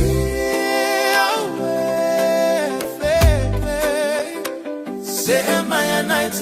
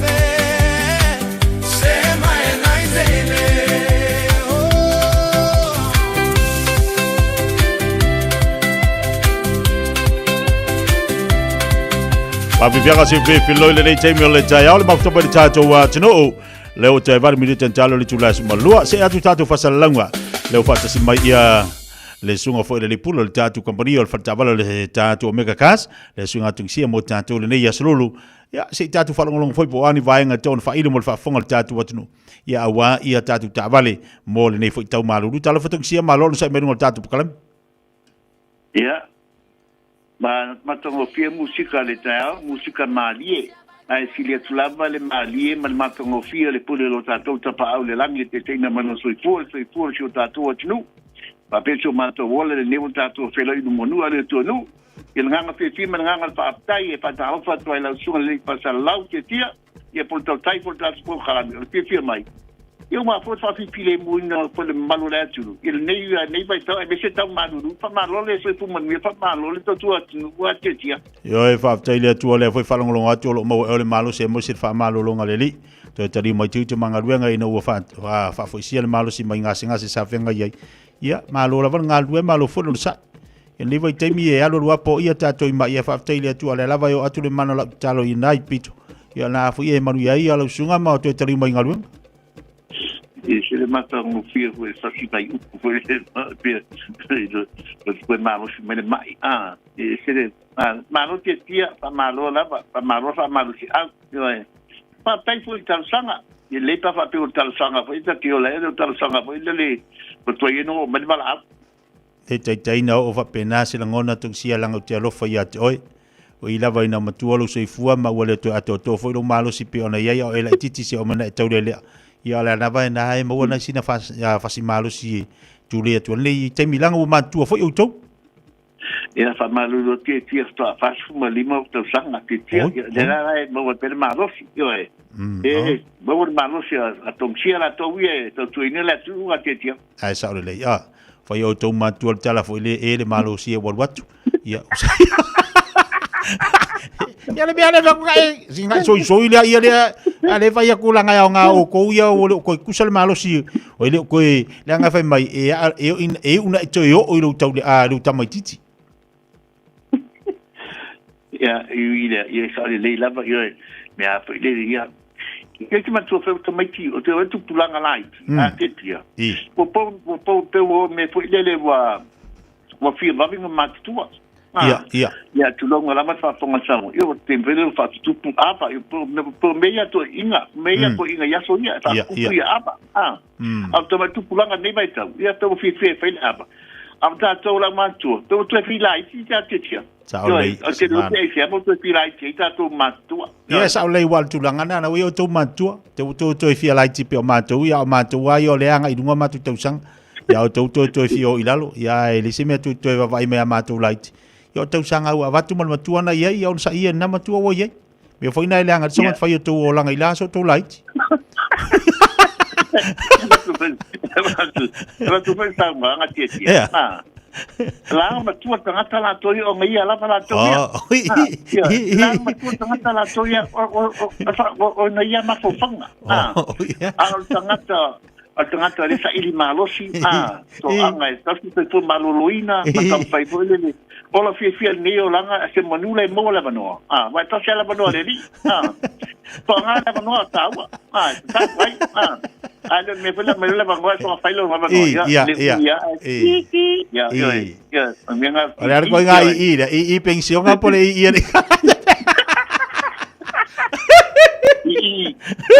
I pole masigi. Madon masigi. Ko sa ida. Ida wa pe ngal me fo mai. Você ia ser masingi. Eu estou dizendo, pega o ingal nga fa fo mai. Ngai me ngai o ingal nga fa fo mai. Ia le mi si de o ilo atu nga o ke fo mai. La causa es kavari. Stongi de no foi le atu. Ole tulanga le leima le mana ia fo ile o tatu lotoa. So se tu ngata van level feelinga. Mai se foi o le tau tale pensini a stongi. Ya e mo ta vale fo ile mo la fai upa. So sani le tonga tale pensini de ye. Tama e se fala tele mai ia tulanga le lei o tatu ta vale le wo ye. So sani mo tatu atu pensini. Ya fatai te laba. Ya le fo tulanga fatai mo ta silia te tia. No le tu fai lo foi ya ya que o funita ya ma pa e pola sina me fai mo le manu la tu o le fa inga tu lo me ka por tu langa la o mai ya ya fa pe fa ta lo sa e se ta to vi fi e mo mal to se la ta la o le belcha mo to se la ta la le belcha e tu la ta bali lo mo inga tu pa lo ta bali e o mal ta to se la ta la e o shipping ta sina se pe po la fai upa foi e me sima malu la tinu o tana fune ma pa la singa fi tira tong se fai me alo fa malu la tinu to mai ngal to tua le la fa pela e ya e mo to se la pa pe da lia la tal sanga e fa pela sa pela to sanga ti klainga mo le la to se la de ai e da lia la tal sanga sengi con canate a me la tava e ya to sa o la vale la voucher to se la tala per pensini e o tu la tava le pure fa solo a coi o to ma fa ngai eu tulanga ia te tia e se meta tu mi filfi ai ona ai nga papito e a felima se lanta la le a società bale ia ai nu a fele mi filfi a ta to piki apu manatua o le filfi sa mo o le so se me fole le fatai ai lo mika kas ma so sa ala ma kanga ko inga ya ko e o ninga pismisi o e fatai no malu la tino le fanga inga ka tua fata ma ta to falta bale aí se tu foi ele tu tongi pay o cashback e tu fa popo ilunga le tau o tabale o cashback tu fa popo ilunga le tau o tabale la tina ainda ko kire tu pe tu tongi nisi tu langa la to ia pule la sta pu de la lumba e pula tanga mranga pai unga a tongi sia elenga nga ina tongi sia tu langa ina ia mana malu da tnu to telo malu ta to tnu fai mai Samoa ele ma tele mi tu langa me to finance ma fo ile o cashback po itu singa tulanga ai se mi fe ma se pe la to inga pe to ingo ta bali pula la me tulanga to finance mo awano fo I bili ma tong sia e ma faina so so ne tu fa ma ni si tulanga lungo telefoni ai le fa yelo fa ingo tu sala pe fa to ta bali si se me la ba po fe la ba alto tua ta ave ale tong sia o le so so ne tu ma malu le tu de fa ma la mai no tulanga me to finance matulanga to tabale so se toinga tulanga laba o polo kai oi Fiafia oi mai le tampanga fai se tabale ona le mal lama ni si tulanga pa so sai mai tong se tele tabale fai la pipilinga mana tu le fai tato tolu to sanga ma to te vai lo sale service na la tabale le si talai na la tabale fai na bona fitness la tabale vai tong se mo to sanga mo la fo yo lo con kalakti e tulanga la toia e tele ta bale faila tatu piki apu mai on le tiuina yo ya tina foi tanto family events o tanto 12 seater o le 11 o le 10 ma le 9 ta even no 4 ma ta fulu ma sutasi ma fulu no 4 o tanto events o le Toyota High Ace ma le tanto Nissan Caravan o tanto minivans la terminei o tanto Toyota Valfire ma tanto Toyota Alpha fa per poi tanto Master Piante fa per poi tanto Nissan Serena ma che la tu nanta vale fai la pilinga io poi tanto per fitu no 4 SUV la po o CX8 CX9 o le Mazda le prende le Mazda fa per poi le tanto Toyota Highlander o te fitu no 4 ia fa per poi le tanto Holden Acadia ia mai sa te telo ta fai la pilinga ta su mai mata mai au mana tu mo fa so to se me ta finance e fa mamlama te tu e tulanga malama Samoa ele ma fai nganga se me ya oi Lisi tulanga ti mana mai su mai mata mai au ile lu se lau Kemeny Stripe nei papa tu i bankam ile na fai me fai na bang au man tanto le nine ile o iva lua fitu lima malu ta silua o iva lua fitu lima malu ta silua al telefon fa vai sia ole olu tasi pak tuono lima fatasi olu tasi pak tuono lima fatasi ia manio fa vai film le ia se tia fa mania tele la baletua bawa so finangalo awa la mal tau tuina so ta to tu perin la sa mo te nei pato papa so tu la so te tia Palo waftai tong sia mal tato ni poti nei fo ia oli manio fo ngā ruenga le ase fo mai manuia le tong sia wala wane le olu atasi faafitono lima fatasi olu atasi faafitono lima fatasi tasi lima I fatolu amo Radio Samoa Usimaya lau whaafofonga o le whaapoponga fo ele nei o talafau mai Samoa. Awina sa mai mo oe e lau leiti o whalongolongo nei Radio Samoa. Tasi lima iwa tolu amo. O te whatalofo lo tātou o tenu ua whelo ai fo i le dei so fōne o ngātu tonu o le vāiaso. I usimaya lau whaafonga o tala tau longo. O whaelo le whalap tonga o tupeteu o mawaenga tausia Samoa. Po le UTOS o lo mau pea le tō vai fuafuanga le malo. E to e whai ai malanga whaavao malo le kompani waalele le tunuu. E whao ngā iai ni waalele te tele. E peo na mafua ai o na tatala le avanoi le lautero le tunuu ia I lātou. O au mau mana no fo I fafo. Wha pea fo I lātou I Samoa. E tu inatu ni o lātou sea po shares. Mo lea fuafuanga. O whaeloe le whaalaptonga tū mau tele malo I se pepa o whaamtalanga. Sa iai feuta na inga na whaatino le vāo le mtanga ruenga o tupe, ma le company vaalele le Samoa Airways. Whapea isi au nanga le malo e peo le mtanga ruenga, o whaalaptu tonga tūma o tia le malo. Le official le loia siri ma le UTOS, na utu I lea fuafuanga e peo na whaanga solo tāpenanga. Ma sa feuta nga iai fo I maisi tautua ma au nanga. O ia tala noanga na utu I le sa ilia leo whainga mga yo inga umata le whengai. Ina ia whaata oto ai se ala fua le leima se ta ia la sao. E whaafue ai lea fuafuanga pe ao ina whaatau no. Wa umai lea whaamtalanga mai le whaalaptonga o teu ngā tupe o mawaenga tausia Samoa. Ina ua lipoti ai le newspaper le Sunday Samoan whaamaumaunga. Wa whailo ai lea o whainga o tangata o alala I fafo. Whapea I lātou o whaamautu I Samoa nei. Wa mai au na le sitala o lātou suafa ma se leni le UTOS. I le wha moe whaafai ngā ruenga lātou tupe, I le wha ngai o ia leo malanga whaavao malo e wha o ngā indi wa alele te tele se lua. O lo wha I loa I fo I lea li poti, e pito to tele tangata I Samoa ua le sitala, e mawai leo wha inga e tolu se lau lima se furu lua hafe wha se lau lua se furu tā la. Ai o tangata o au mau I fafo, I atunu e pe o New Zealand, au se talia Amerika, fitima Amerika Samoa, o le au whainga o se leni o lātou share, e se lau ma le fitu afe tā la. O whaafite iele I utosi au nanga whaasara lau ma le atunuu, ai maise o e o alala I fafo, ona o le langona nau e fia si le fia tāpenanga uma, pei ta ia iei le teimi o le awha mautu mai tāpenanga, ona whaailoa lea mo le si le fia. O whaailoa I fo I le pepa o whaamtalanga mai le whaalaptonga o tupe teu whaafai ngā ruenga o mawaenga tausi, Le nau o le malo e whaailoa I masino o mua nei, ma tātia o le a ausia I tāpena nga uma o lo whaanga solo. I le 15 tausanga o veo se tasi o tangata whaingalu nga sinia I le malo. Ma le iwa tausanga na avea ai ma whaaululunga, o le no fuanga tūtutonu o sue nga whaasaya nisi, whaapele mtanga aluenga o whaatoanga ma whainga whaiva.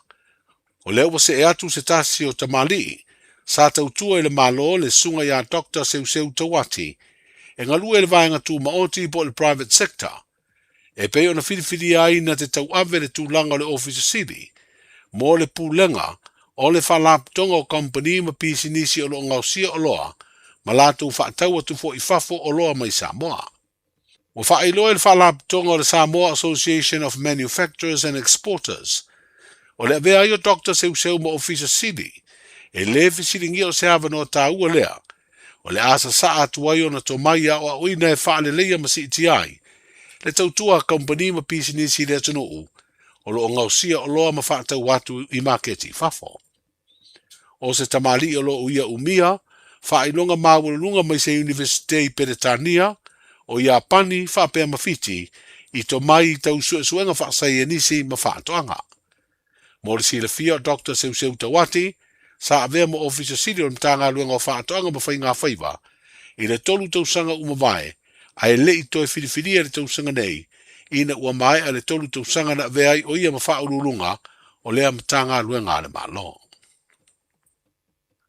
O whaailoa leo I le mai ai o ni osa whainga na sa ili ai na koti po o fuala au whaasaina. Ata ma whaamatalanga umo tangata to o se furulua, e au fia ai se tene I titi lua se furulua tausanga le matua. O whaailoa leo I la tau nei na tau fia mai, I osa whainga ua mōri ai soli tū la whono, o le umia o fuala au whaasaina, he au fia I le aisa ma maruana, whaapea le maua foi o lato umia o tu tau o la au malosi, ma mea whaitino e wheso tai le wha o ngaina o fuala au whaasaina. O le atutu lai uma I lato e to o sfurulua I le wha amsinonga, mo le wala aunga mua I se teimi e le o toe mamao, ai o lo nofo tau fia uma I le vai ngā leo. O le mātutua I latou, o lo a fia ia soli tū la whono, e le vao le limas futasi, ma le se furu iwa tausanga le mātutua.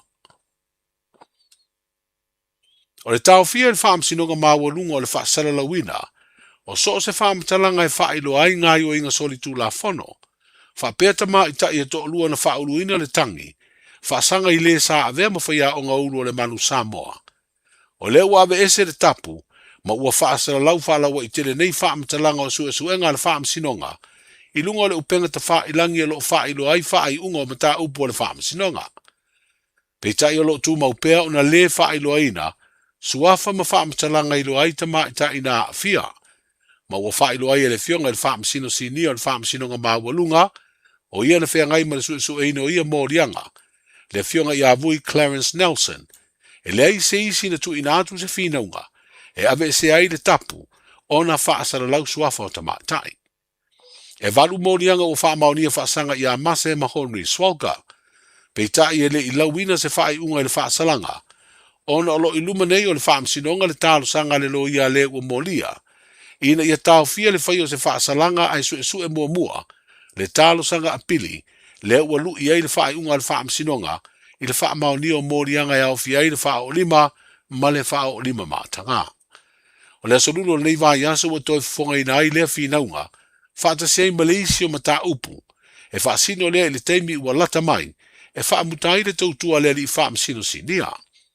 O lo fia si la fia le whaamsino, pe maali lia lo ia e mawhai ona toi fo I atu, e launa na whaai unga I se whaasalanga, pe a mae a lona teiminga lue. Ma lo oa ia lea tūlanga, I le fwai upu ono se fulfitu pui toru, o le tū la whono whaavae. O lo te elo ia leo I le tāro sanga le ua mōlia malana lo ia, ina ia apili mua le whaambao ni o mōrianga, o na fito a lawai lea o le whaasalanga. Tala I o le nei aso, soifu. Pui lo a inga I le tau malulu, au e te whaatali. Whaatonu nei loa lo tui ar fulu, a whai ngono li mau tau sanga pe o vatu, pe maua o e singa se tū mau, mai tanga, po maua fo iso walo I singa se tau manawa. E ma whai o na whai e fua lo tui ar fulu. tanga iane ile upenga te whailangi. Book myvaccine.health.nz e vave tō whaingo fie. Mō whapesili manisi whamtalanga. Really Maile Vaccination Helpline. O valu se lau, lua valu lua iwa lua ono. O valu se lau, lua valu lua iwa lua ono. Po o le fono. O valu se lau, tolu ono ono, ono wha valu. O valu se lau, tolu ono ono, ono wha valu. E siri le poipuia na i loa le tonga fitia. Whai nei loa lau tuior fulu. Ta lofa lava, o le siu fofonga le nei o Samoa, le Radio Samoa.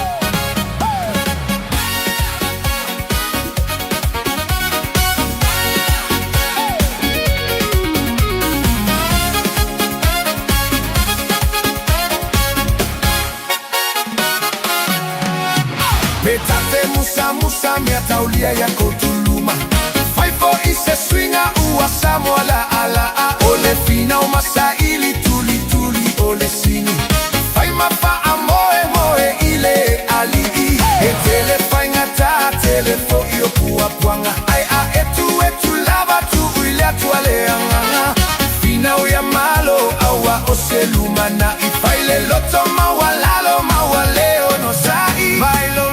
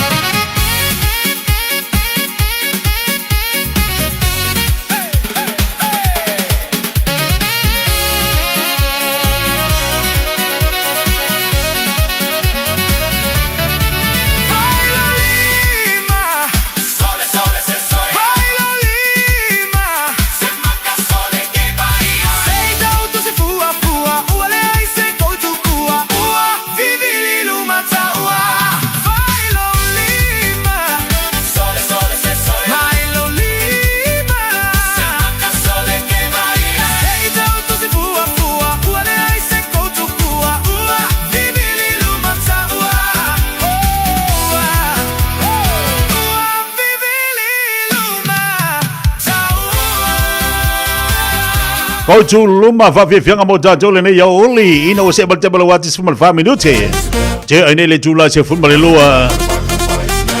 Ua fa fonga male tātou wa tunu ole tu fa sala wino tātou chala mai samo pe na ye le nei oli. Tale tu le fi tu le Fiafia nei. Ona tu va tu fo le ya oi. Pa fonga I fo le tātou wa tunu tolu ngai na le au nga mal tu mo le nei yaso. Ala moles fa poponga le so tale tu le valu.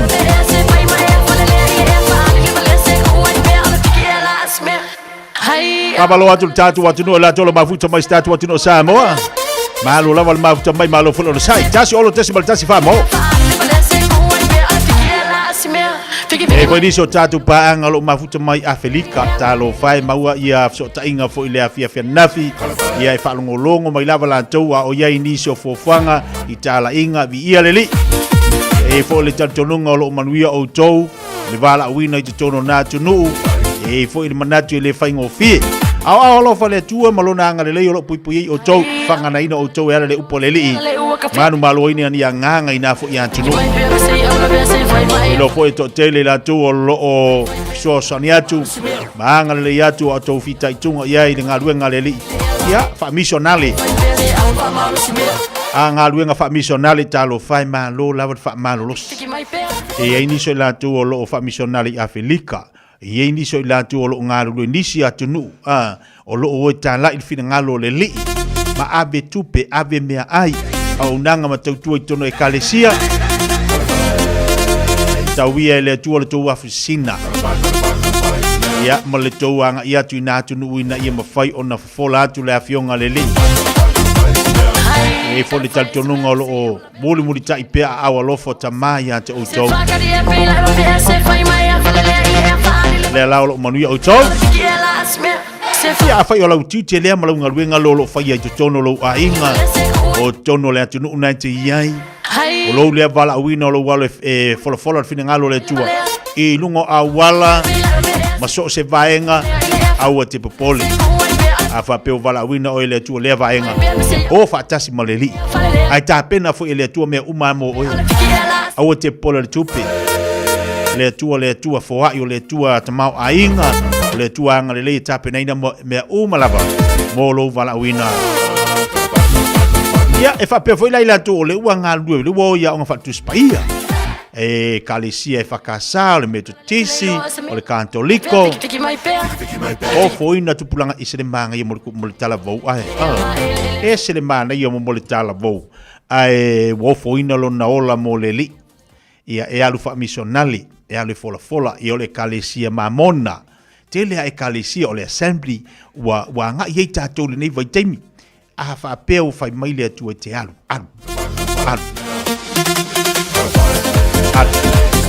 ole mon mau yoba o tala inga au te ina au te ina ia le vala wina wa mai le tu ia oi tasi le kalesia tu lola le faina ia selangona ole kalesia mamona e se le mana ia e fe wai na tama matini tala vo le vala wina e saba vali e vili le wila timu ia laina moli le upo le li pa pena fo tato pa malo atu la tato proclame e ai nei tato ainga lo mafuta mai tato fale mai intia talo fai pa te fo ile atu ai lana fa malo longa ya to ai mai se fo mai na o lo ngalue telefon mai na intia ia ma tonga fitia le telo tato mai po ngase lo memori ati ai pa pe foi la tato ni New Zealand telefon tato mai lo mai ni New Zealand o le tataloa ile ni ina i mo fai so sani ai fo mai ia le poto fa le tua ia le mamalama mai le li pa foi na i la tunga luenga ia ele do le vai la au e koi o le IV o fuala au o mea umanga a fa pe foi o yelo vala wina te alu te tala i tono fa ba yalu o ye tau fia alu le fola mai alu tala i fina ngalo le li fa malo lo se mai te tono o le fa mai a via foi o se fa manianga i no fuanga ia au le tau fia lo vala wina Sprui va minuto lo c'è ia le chula se football lua fa balo atu tato wa tu se mai sina fa Fiafia oi e onga ngi for ka longa se va ka wo ye ia nga fu la ku fa vive sia mai le udi asi onga si e vai marcar con pesa bolo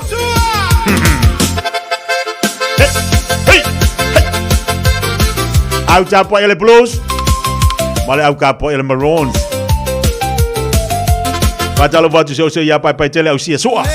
Alo vatu so. Manuia foi au nga luenga le nei au rikalo foi so po fe o iai. Se me maluru winga de vari fare la kam.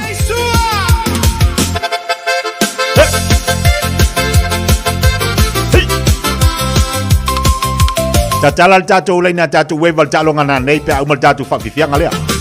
Leo laga nei ualasi Le aisa file muna o le tagi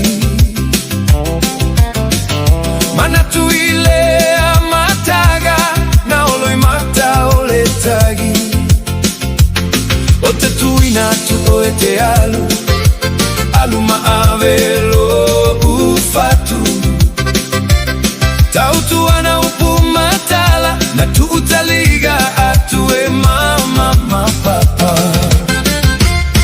Galwega fava i taimi uauga mo aiga Fesoso animai taimi ole mativa Watulelei aile tele o aiga Galwega fava i taimi au setalia Mani usila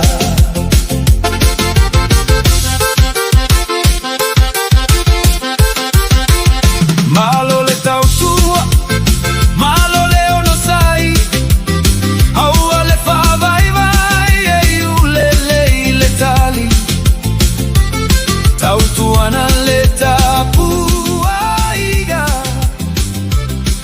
Anai matua ma aiga Ia te uilo loto pupu ma fotuaga Sata uia ita penaga o lau malaga Ia e mawale loto mawalalo male alofa Famo muale atua e pui pui lola Galwega fava i taimi uauga mo aiga Fesuaso animai i taimi ole mativa Watulelei aile tele o aiga Galuega fava i taimi au setalia Mani usila Galulue malele falo golo gotiga Ono sa ile malulu male bebela olela Ele se mea taugo fielo o tou a fuliligi O maniana olo o sisila lealigi Uso umama tua fa fine ua te fia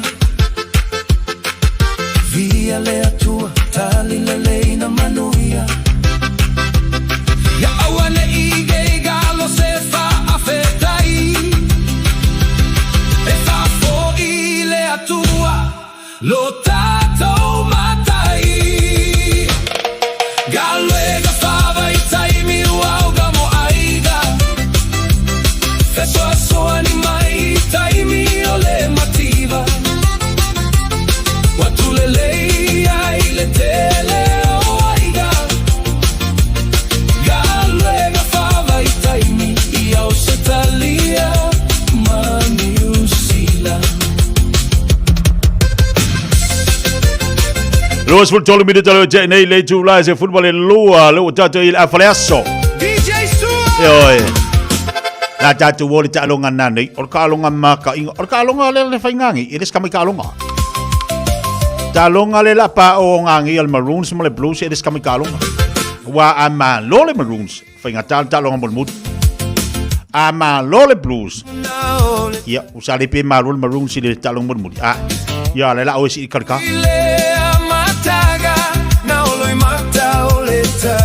La tala la tatu leina la tatu eba. O la sau pik. O la sau vava i talonga nani. Leo tala tu tatu leina tolu fitu ta silima tolu. Lunga tatu YouTube, lunga tatu Facebook. Ta tala le vano mo tatu olango lango. Sau le Maroon, sau le Blues. Hey. Wa ya, e koe malo fo le Blues ngangi. Ola ukalanga. Ola umakianga. Popo fale lei fo ia kamakinga ngile Maroons. Yo. Ia nga uma fo ila ia le osi marngi kausanga. Yang ngangin malo le Blues. Pero le kala fa fingi fa kan ya es amasto. Es selva que cae se de Carlo. Malo leo no sai. Aua le whaavai vai e ule le tali. Ta tu le lenga talofa. Te pomongia te tia malo tau tu le aso. Ia, malo sai vai wa mai. O le tanga ruenga le pisi pisi edi meio apu puso la wala. Ia. Malo fesi malo. Ale la fe le peki la. Ia, se sa ngola ka u. O le peki o kopelo ngola lo wala nga kawanga o sofa i longa ke malu. O lo ngo o Johnny. Ia, Johnny, ia. Ia, o lo peki malu le blue. Blue. Ia. Malo blue. O ai los ful maleongo ile ful malvalu. Luono suvan. Luongo le blue. As ful valu ile o seu mangu. I makavai a. Usala ko kang si seu mangu makavai ngani. Zaki uso, Zaki, maguya kalweka. Ko zakale malo le pulu ngangi. Ai vai mai do merkala ngale anti. Ya seu mangu kaya. Nangu. Ya, esse é amasso. Esse é o maçoca, esse é o maço fly. Esse foi o maço fai. Pode eu ver maluco. É, o cabo besi. Mas o cabo besi a mim normal ole blues. Fafawina tadi lu fatalo fatu. Diana maka malo fa malosi. Ani le uni le mo le vau falong loa nei kala stete. Malo le tau tu. E mai Diana maka e manu malo le maroons. Nico le wea fatalo vatu. Go Blues. A tesa fatalo vatu. Malo se fomoria. New South Wales. Langi hehi matakea. Fatalo vatu malo fatalo mafta mai. A tu odunga leina talofa. Talofa. Ia malo se fu amai. Ja, eu ka foi lunch. Ui, ngau foi lunch oka. Fifi, ai foi se steak ngai foi lunch ah. Ia mo le alanga. Alanga, ui, bui. Alanga ako. Por alanga vai. Ia se sau kau. Malo pulu. Ui, malo pulu oka. Fifi wakali da alanga pulu ngangi ah. Ai foi ingolo ia longo no alanga lima. Alo le alanga udu. Seki manguera uli, alo fatu. Talofa. Talofa tete. Malo se fua. Oh, mai le uli. Fai si malulu. Malulu kau ke sulu mai la ka ku pe ko laki ko kau ngi. Ai, o nga mi ko laki malo foi. Esi ka wa ka ngi. Esi yang ngi. O le singa me le kausi yo si. Esi ka wa ngi ai fa ko fa do maru na ko. O sa si ngangi. Esi ngangi. Ai momoe, o sa momoe maru ne a fale le kalunga. O sa momoe maru ngangi a fa kalunga. Ai si ka ko pe au mar kalunga. Ai si ka ko pe au mar kalunga na ko wa ke a. Ipu koko lai po por ka mangangi. Moreanga, uma upu. Pea pe mo se koko next door ah. Oka ko ya de ako anga la. Ari sidi nga yung kafa ko e mai koko. Sa roa. Ngala. Ko ai do pare. Parka rongo nga nga. Uma. O se ka ngulu ballo makua ala e popori koko ah. Se ka ngulu ballo makua ne uso lo man maru na. Zeki uso maruya de yaso. Zeki. Ia e mawale loto mawalalo male alofa. Famo muale atua. Tau tato valau talofa. Malo soi fua kia. Malo se fua maruya le nei oli. Wa mat kopi kongo. Okar manga yo ngi papakula le manga yo le la. Ole ale ko nga manga ia nga we sango fa mi manga ia papakula. Le tu nga manga ia. Ole makua sulu ale laki kia. Ia. Yo, awai o kopi kongu nga pe ko uru kimu. I. Ya kau pare kongu ranga ya ko au ya makoki kia au se kendi ke manga banga saure inga. I.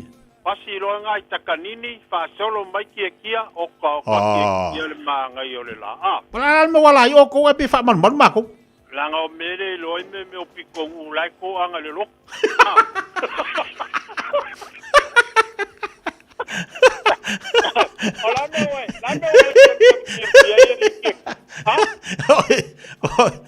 e fio ko le lo kwa fia ma ko la sa.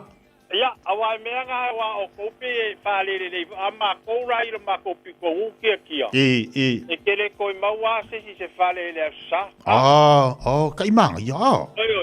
So se malu ai ke vai makwale ofi uma falsa ngai papakura. Kai le sorry, kai manga, ya kopi ko. Ai ke longa ke kia le kālonga. O le kālonga o le lole ngā mako e miki. O ia. Ai o le mere ngai sa lainga pale kongo le ringa se umbangu sa le se kapua inga. I. Le mela le o ia le o ko kilo. Ya ingo pa pio ka me ki o le to sa mo nga sa le e la au pa pe au ke le ngola au ngai. La ingo e fia da so ngi kia. Ia nga ve ke do le ia le ko siringi ka lo ngangi. E moi. Io, ile ko siringi. O le la so o. Le ai kia. Ola e maka e se whainga o le a whai e le purungangi. Ola e makua e kilo a e rangalenga o maka kulindi uso askaria. O le lako mistake ka lenga whare kongo e moyanga kere lako wai. Ia aranga ia ar whare kongo rumo le foweki.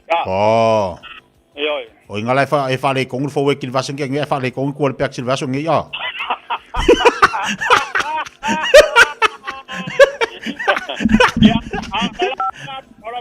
Ia, la kapo ia, ka ko feno fa kaiau, Alo vatu bodi le aso.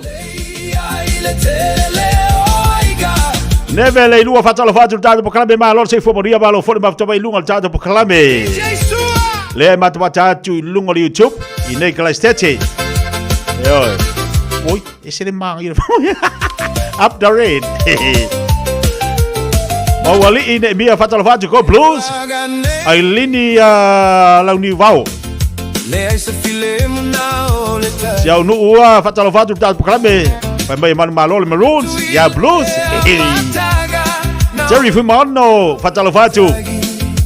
Ko blues. Fatalo fatu ya olo ipola. Sule moi malo se fomoria. Mai coach tia. Ya dua koi makaika. Fatalo fatu ya fingame. Wa mai oi. Asia tabalo se fu lau de lei. Frank Josepha, Lucio Lima le blues, le lua se full on maroons.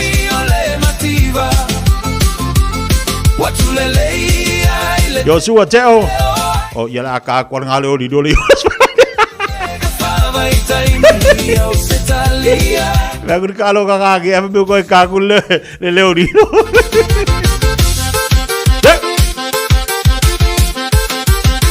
Ta do no ta to le da talofa. Malofa, kikia. Malo se fua dia. Malo se fua se malofa.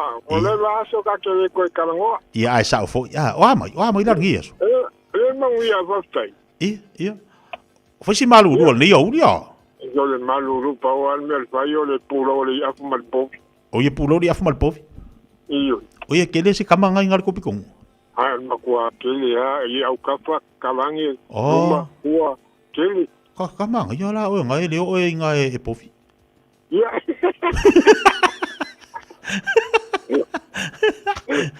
Ya que lo kia. Ya. Mo nga pofi fa fingi ia yo. O ngai pofi fa fingi. Sa ala, o nga la ke lo pofi nga le fa ko mai ku mo de fale. Fa ma ya.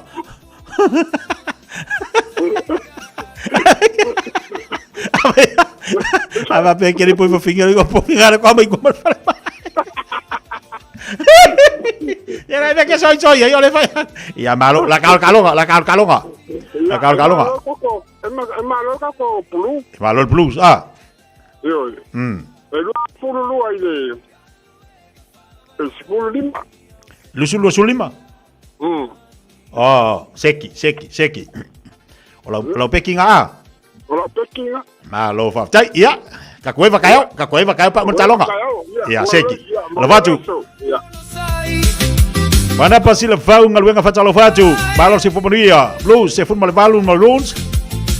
Se forma le balun blues se forma le lua i le maroons. Hurricane se lima se forma le lua Francis.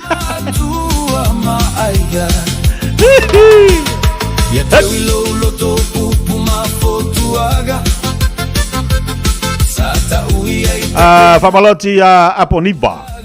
Lalomilo Yuli Fatalovatu. Panene Nene Kate Vanga Yosefo. Le Matamatatu Sydney Australia. Go Blues. Tuamili Fatalovatu. Malo se fue la Ulele. Ole Paul Tulemoe. Malo se fue Maria. Go Blues. Saudi Tato wala udunga leia talofa. Uso. Yo. O to sa mania. Iya. Amai uso. Ama ka pang popo. Ola yo sol pang popo. Pang popo la sa. Amai laudi. Ia le manguia fa sky va kula fianga. Lele. Ia ke pesia le Queensland nang ala e fa so mala awi. Awi. Malo. Ia va fa mai senga le uso ya Fred. Iya. Ya lo faz uso. Alo vai uso toa. Ya lo fa ku manguia le so. Kan ia fal di chayao.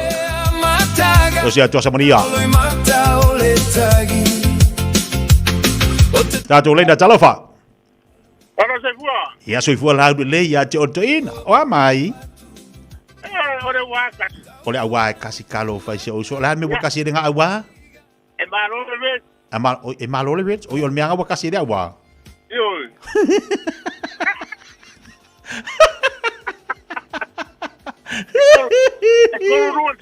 Se for luar se folu. Kolu. Oh, kasi kolo ko kekele ngai ai. Ah. Ya. Para nang pa ro. Ikai lawa. Vai. Alo baguso.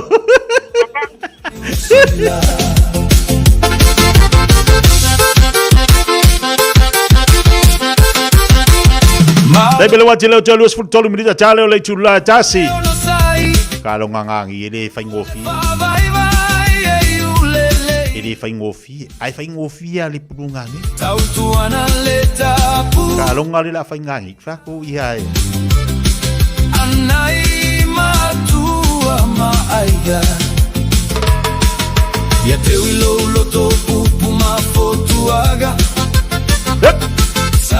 Ia singa ulu ele asimela fa mama fa fa luma fa kalau. Ia e mawale loto mawala male alofa.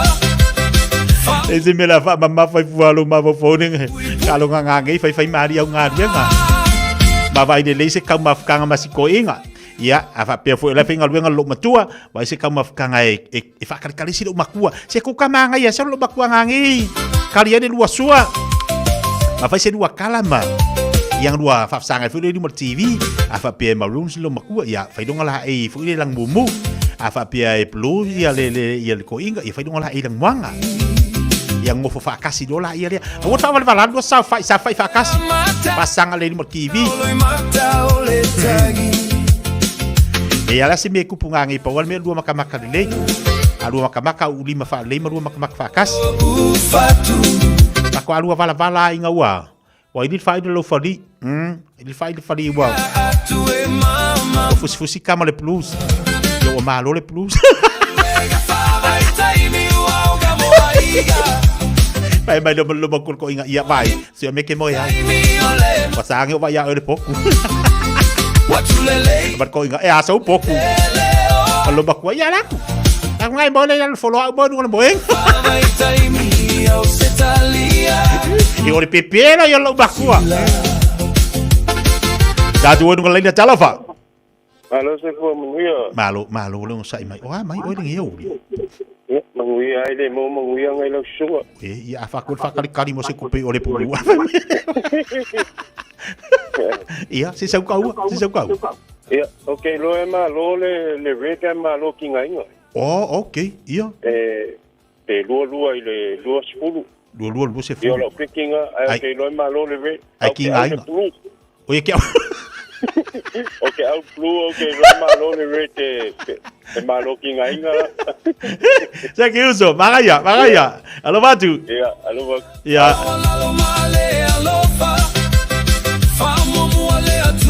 Datu wonu ngalai da talofa. Talofa. Halo, dia. Malor si fu Maria, wa mai ortina? Malo. Ya malulu kele. O malulu kele kalo fai. Ola au ngangi. O le blues. O yo le blues, ia. O le kalo ma le blues. O le blues e 25. Ia. O le maroon e 20. O le ke au le blues a. Iyo. Ka le ke le Rachel ia malo ka po i le ngangi wai lo. Ia. Ia lo vak Rachel manuia nei ia oli. Ia manuia po nga benga. Ia tai ia se foi ia. Ia fa se po. Toi tasil tatu walau talofa. Talofa te tio. Malo le sei bai, o mai yui. Ya, manuia fa stai yo sunga. Seki. Olalo makengagi. Ya, o le sa foi o se kolus fulu au reds es full malua. Oh ye, lalo i foi lus fulu aya. Yo. Seki uso, manuia le aso. Ya, manuia vai fa ali aso. Ai. Le ai se filemu na o le tagi. Tatu oi lunga tatu YouTube, lunga Facebook. Lunga YouTube fai mai i leta. So lupe fai mai lusu tasil maroon sa sumar fitu le blues. Ailini fatalo fatu Ailini. Paul Tovio fai mai manu malo i le blues.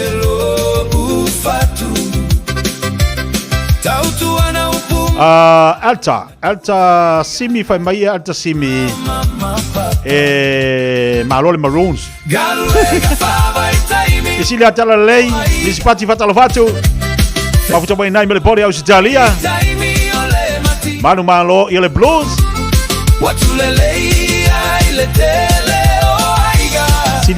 Siliana fatalo fatu. Ua Maria de Yasi tu te bangalu kalau fenga yai. Ia la uso. E batasi mai na i Vayala. Batasi mai Vayala i tatu watuno. Alessone tike rifa talovatu. Manu malo le blues. Ole bola. Se fun malvalo le blues as uma le maroons. Tatu tapo ia lo le talonga nane. Tatu tu eva foi le aso atai. Manuela tapo inga. Sina koko Samoa. Popo ale lua tapo inga nane. Pe ala ufaya. E ai si a inga. O le tina mo le fana e au lisi au. Al tamama le fana e au lisi au. E mangai a manga yala makanga. Ai moi fonga e wa ese a me wo ya. E ka alo la Australia le au. Ai vala au ya. Ia urunga hari i lisi aku. Ia. E ka alo kamale mala ia ke alo ole mo fa kasi des ko inga mali silo mangu. E ko foi la ngome ko kupu. E fe ka ngisi foi isi. Va tola talalanga utatilo tilo me tapo inga. E ho tamaiti fe tangs. O ita tu tilo ai. Wa vai ho tamaiti loto tamaiti ne me talonga. Ah. Ia o tapo inga ia. Tatu tilo tapo fa le. Au foi ne ia. Abi siale awani aviata alonga mamela isi fu langa o finga kamala ke vai ka alonga ola sangi kupe kama ake yale wa ya kama finga le mai se o olanga mangmbalo asi fa di dar kamar kinga pe ka fa di fortinal tama ya vai la ya ke ale wa ka ai misangu ngole le volpo ke yale ka ai misangu ngole le volpo e vai kalau wai kalau ngala dia belale lo ido mai kam sanga le e ke lo ai mangi fu alu wa ia mangi fu ai kamu fai mai ngai ka ko maka fu ka ko dia kam sanga ia ka alu ya uskari ia ai wa ko maka ko le mo le po fai ia marka ko pula kele la ko ia nga umalo le o kam ka alu i wo ka fa mo ka alu ia mo sangi la ko kupe ai su ka ko ka alu lima va ve au Manuel tapo inga e moli fa lo fa ang familianga ya ia lo tama fa na ul tatu watunu olo ta alo i auni e lua au la tu malosi ia uni la vesi tasi ia mata alo uma mali au tapu wa ke fa ko e mulinga fo au ka alo i kamaka i au ka pua ya mai se ia la lo tatu watunu tino fa so mal auli fa so mal aui ya ono nisi fo io vaenga wa ye va la pa ia le tu so na tu yo tatu ta foi talo fa tasi na le fo ia lo tatu atunu ma si tia i fo ia Samoa la to tama fana o Samoa lo ta alo i au te tele ole la langi a misi atunu wa Australia ia fa ma fana fo ile tu ile ia ile sunga ia tino fa suma aui mai se ia sionga ainga ona ra pa ia le tu se ona tua manuel talo ngale Fiafia na nei ole tapu ainga ia vai le pukoko vai le ia le ko pai koko e popo ile Fiafia ngangei ia ma fa solo ia ma faunga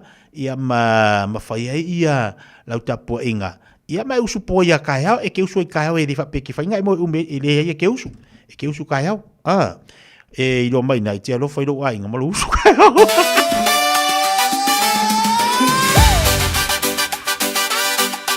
mai tatu musikale se mai niso tatu fa linga e ona batu foi lea mo tato ia le tatu pokala me lu tau mo oi ele fa ai longa ina oni ulupo ole ulupo lama ole ulupo hey ulupo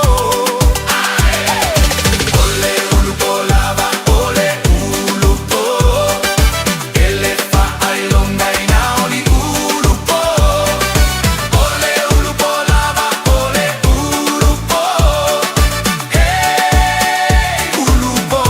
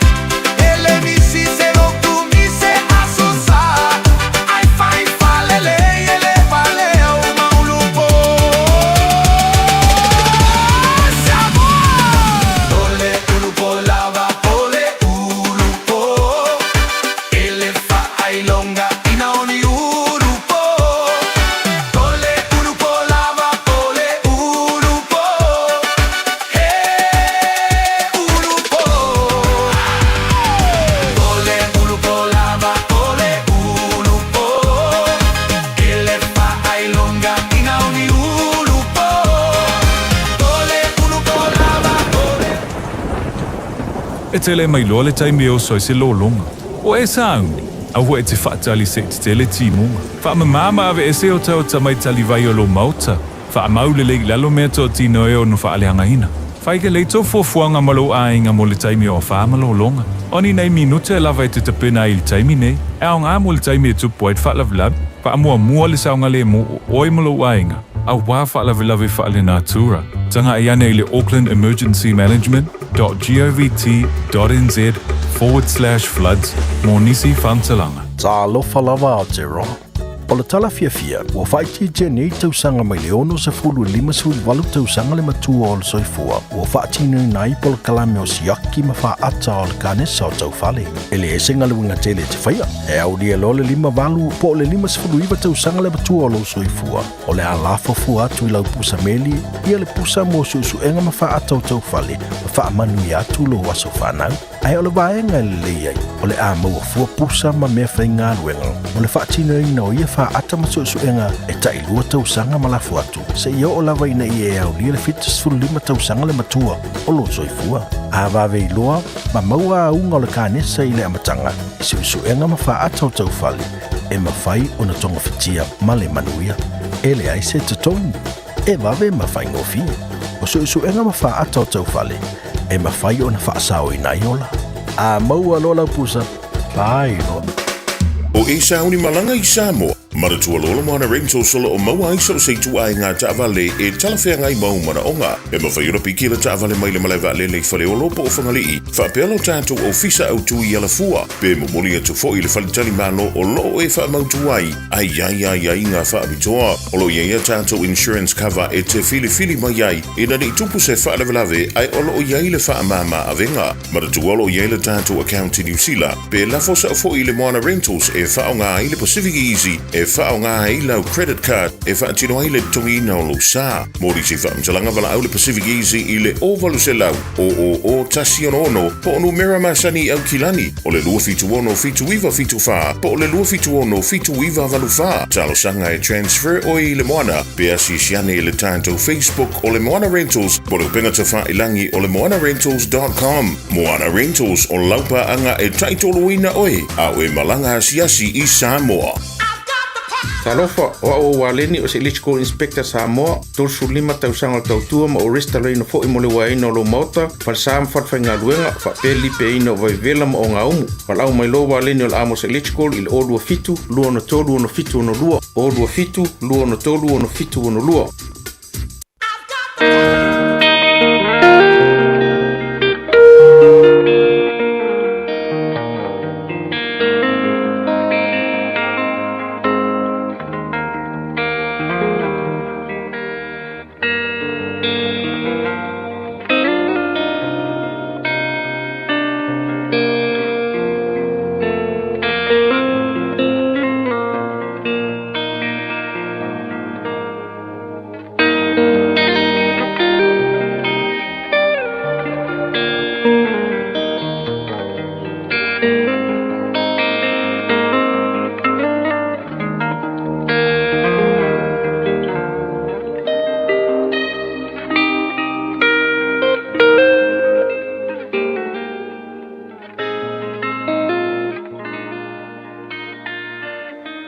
Tau mō le aso.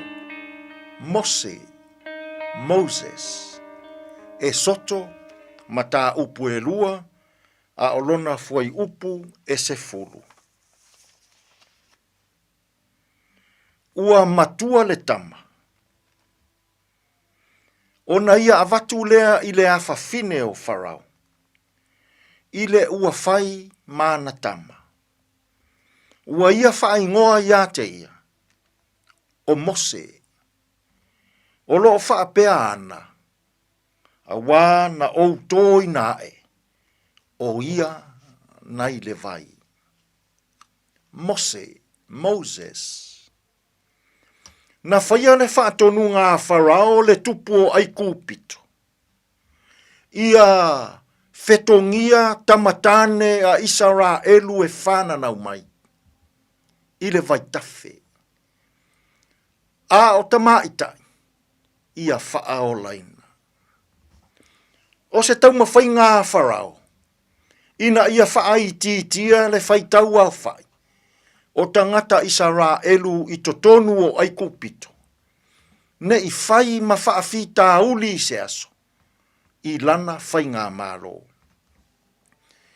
Ua whanau mai e se tasi uru ngā lii mai leitu a inga o levi. Se tamatane. Ma ua lana nā ina le tama. Pea I le tolu māsina. Ua mawai le tolu māsina. Ua whainga tā ona lana nā I le tama. Ona la tu ua lea o le tama I totonu o le atokome.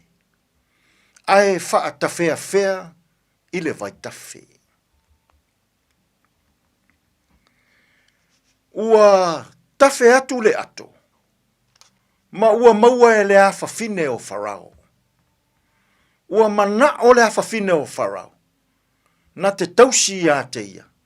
E whai mana tama. Sa iai le tama itai o Miriam. Le tua whawhine o le pepe. Sa muli ai. Ua whai le madienga ma le awhawhine o Farao. E ave e tausi. Se ia matua. Ona tā toe wha fo'i ane lea ia te ia. Na te tausia. E whai mana tama. Ina ua toe ave ane le tama. Ua matua. I le awhawhine o Farao. Ua wha ingoa ina le tama le nei e le awhawhine o Farao. O Mose. Whai maila na tala. A wana o tō ina e o ia. Nai le vai. O le vai. O le whailonga o le ola. A o le vai foi. E oti ai le tangata pe a le whaauta. Tō ina e le awhawhine o Farao. Mose nai le vai. O le tō ina e a lea e le atua o Mose. E whai mata itai. Na te ave ese ina mai lona nuu o Israelu. Mai ai kūpito. Ai tai atu I lato. I le nuu fola ina. O kanana. Samoa e. O loo fia tō ina e oe le atua nai le vai. E whai oe mata itai le lei. E whai oe ma whaasino ala le lei. E whai oe ma pūlenga le lei. I le nei fo iaso. Ai a pe a se I ofo ia lo wola. Ina ia tō ina e oe ele atua nai le vai. E whai mata itai. E whaaola ina tangata uma. Mata itai atu I lato. I le ola e whaavavau. O le maa lo lava lea o le atua. O loo fia tō ina e oe le atua. Nai le vai. Mō ana fe au ma ana ngā luenga. Tātou te tāru. Whawhetai le atua. Na e tō ina e Mose nai le vai. E whai matai le lei. E whaaola I le nuu o Israelu. Fesoasoani mai ia mātou fe au mga luenga o le nei aso. E manu ia ai mea uma. Lou lava suafa Yesu lo mātou alii, ma lo mātou whaaola. Ua mātou tatalo atu ai nei. Amen. You've got ambition, goals, things you want to build. We back you in making them real. With teaching that's hands-on and personal. And lecturers who know your name and push you to be your best. With support that understands your journey and backs your next step. A campus where your culture matters and where we stand with you. You bring the drive, we back you with everything you need to succeed. At Unitech, we back you. Apply now at unitech.ac.nz. O whea te lua oi ai. Ma te o e awele sue ngā tau whale a mā aroha. Wa umana whailau siaki. Le ai, o le mā le nei, e lai titi tele. E le o toi whape nā mā, wa pa u I lalo le tausanga I le 5 o oi le nā, ma oi fo I pā. O le tausanga mata mo le suisuenga o le kānesa, o le tau whale o leo ua 5.5. E 5.5 pe 5.5 loa o tausanga, ona la fo ato loa lea o mea whai fua hai lau suisuenga. E tai lua tausanga mawhai, se I atoa lau 7.5 tausanga. Wha mole, whai moi mātou. O le a lafo mai I le meli. O mo mia ni ngaluenga whai I lau whale. O le living space o lau company if so soani I le whale leo mao te malawa. Amana o mia se papui pui, carport, canopy, pe wha lau heat pump, whaisau deck, wha ka peta lau whale. Whaapsota I mai I le living space. Whaia 4 quotes, mau le sosoani I le finance, e le ai se deposit. Vili mai loa le living space, I le o valu se lau, 5 whaono, 5 valu wha. O valu se lau, 5 whaono, 5 valu wha. Hey, don't be that guy, or that auntie, ignoring a sore throat. This isn't just some drink some lemon tea in your sweet situation. Untreated sore throats can lead to rheumatic fever. Nobody wants that for their family, eh? Go get your Pepe's sore throats checked at your GP, school nurse, or pharmacy. It's quick, easy, and most importantly, free. So come on, whānau. This summer, take care of your tamariki. Get it checked and get it treated. For more info, hit us up on socials at Stop Sore Throats or visit stopsorethroats.nz.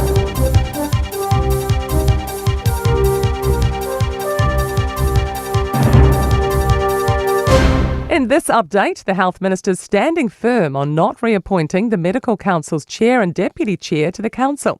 Simeon Brown has taken issue with the draft document recommending doctors consider cultural safety and privilege. He says it's a political and ideological distraction. Brown's defended the decision to select committee this morning after being told some in the sector have had an allergic reaction to his move. Ministers make ministerial appointments. In terms of the issues, we've been clear as a government, we expect healthcare to be based on patients' need. Shock over the mosque terrorists' final appeal bill of more than $842,000. Brenton Tarrant appeared in the Court of Appeal earlier this year, unsuccessfully arguing his guilty pleas were driven by poor mental health caused by prison conditions. Tarrant is serving life without parole for 51 murders. Rosemary Omar, whose Tariq son was killed, says it's horrendous. I'm just blown away really by the enormity of the cost, and it was completely unwarranted on the terrorist's part. It's to seem such a waste of money. The Finance Minister believes getting a parliamentary budget office over the line before the election isn't plausible. The Green Party's written to Nicola Willis and Labour's Barbara Edmonds, urging support for an independent office to cost election promises. It says parties are already accusing each other of fiscal holes, showing the clear need for accurate price tags. Willis says she's proposed an independent costings unit before. I did, as I've been candid about previously, bring that proposal to Cabinet and unfortunately was unable to get the support of my ACT and New Zealand First colleagues. Health New Zealand is progressing work on the country's first registry of female pelvic floor procedures using surgical mesh. The agency signed an agreement with Melbourne's Monash University last year on the Australasian Pelvic Floor Procedure Register. And that's news. To sport, and another global star has shone on day 6 at the Football World Cup. A pair of first-half goals from Erling Haaland has helped Norway to a 4-1 win over Iraq. Earlier, a brace by Kylian Mbappe helped France to an opening 3-1 win over Senegal. Dame Nolene Taurua has placing her faith in the Silver Ferns conditioning staff after naming 2 injured netballers for the Commonwealth Games. Mystics defender Catherine Hall and Steel mid-quarter Kimiora Poi are sidelined with foot and calf injuries respectively, but Taurua expects both to be ready for Glasgow. Both athletes are going through different stages and we'll see as each stage goes through as to where they are, but at the moment the intent is for them to be there. We're excited by every day and the progression that's made. That's sport. I'm Wendy Petrie. Hey, hey! Oh. Greetings and gentlemen to all the humbles around the world. Especially to our families who bring for us back home, yeah. We send our love to those who saving our eye, we call them out manga. Famalos use of those got your back. Much love, a feeling a bit of in the love. Find the boy you all. Special dedication to those who wonder what I'm feeling a bit of in the love. Find the boy you all. Shallow, Naima, Summa, Sumala. Emana tua peça walo lo wainga elenga lo atu e te malu pea oe ilo watu pe amana tuile amatanga e malingi ayo ulo mata fiafianga ilo wa asino manga susu ata amala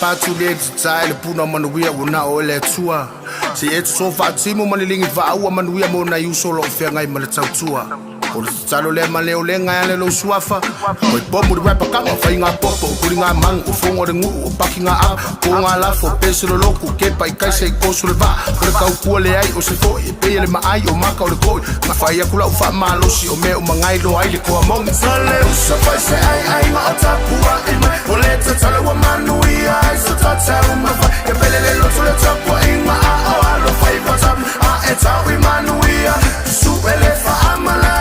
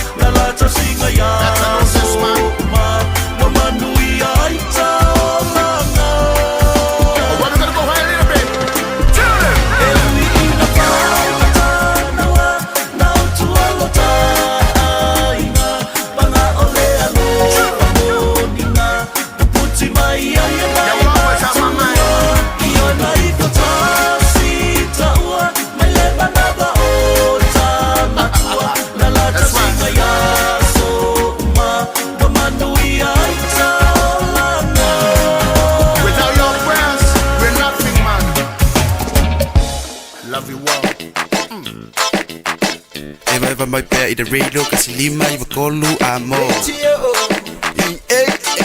Au ngā te sunga mo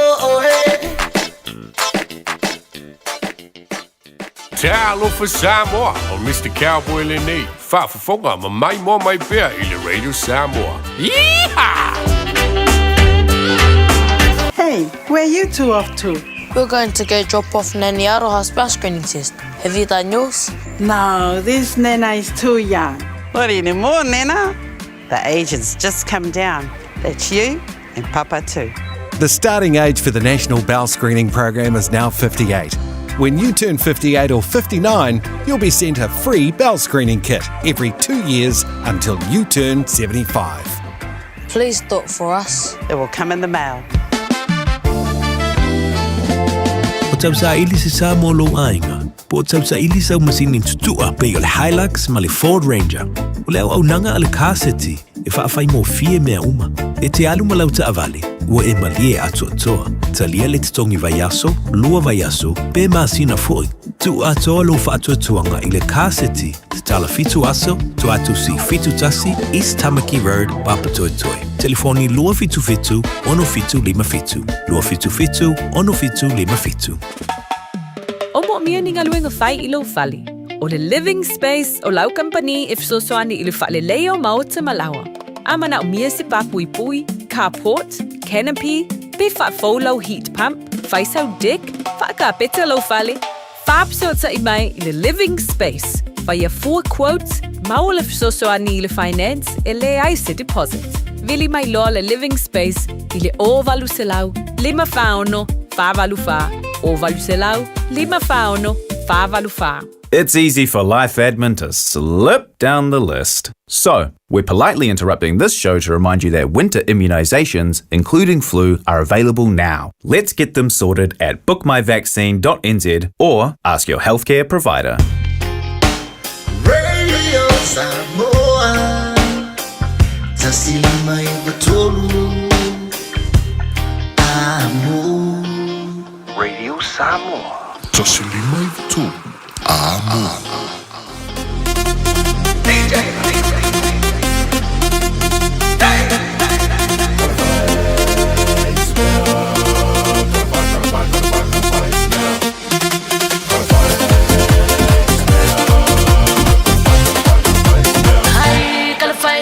Eu vou lá ver, fiquei aí pé, aí o filho amor você faca de pé, lá vai ver, você foi mai a falar é fácil, leva le se com o pé, ela fiquei ela asme.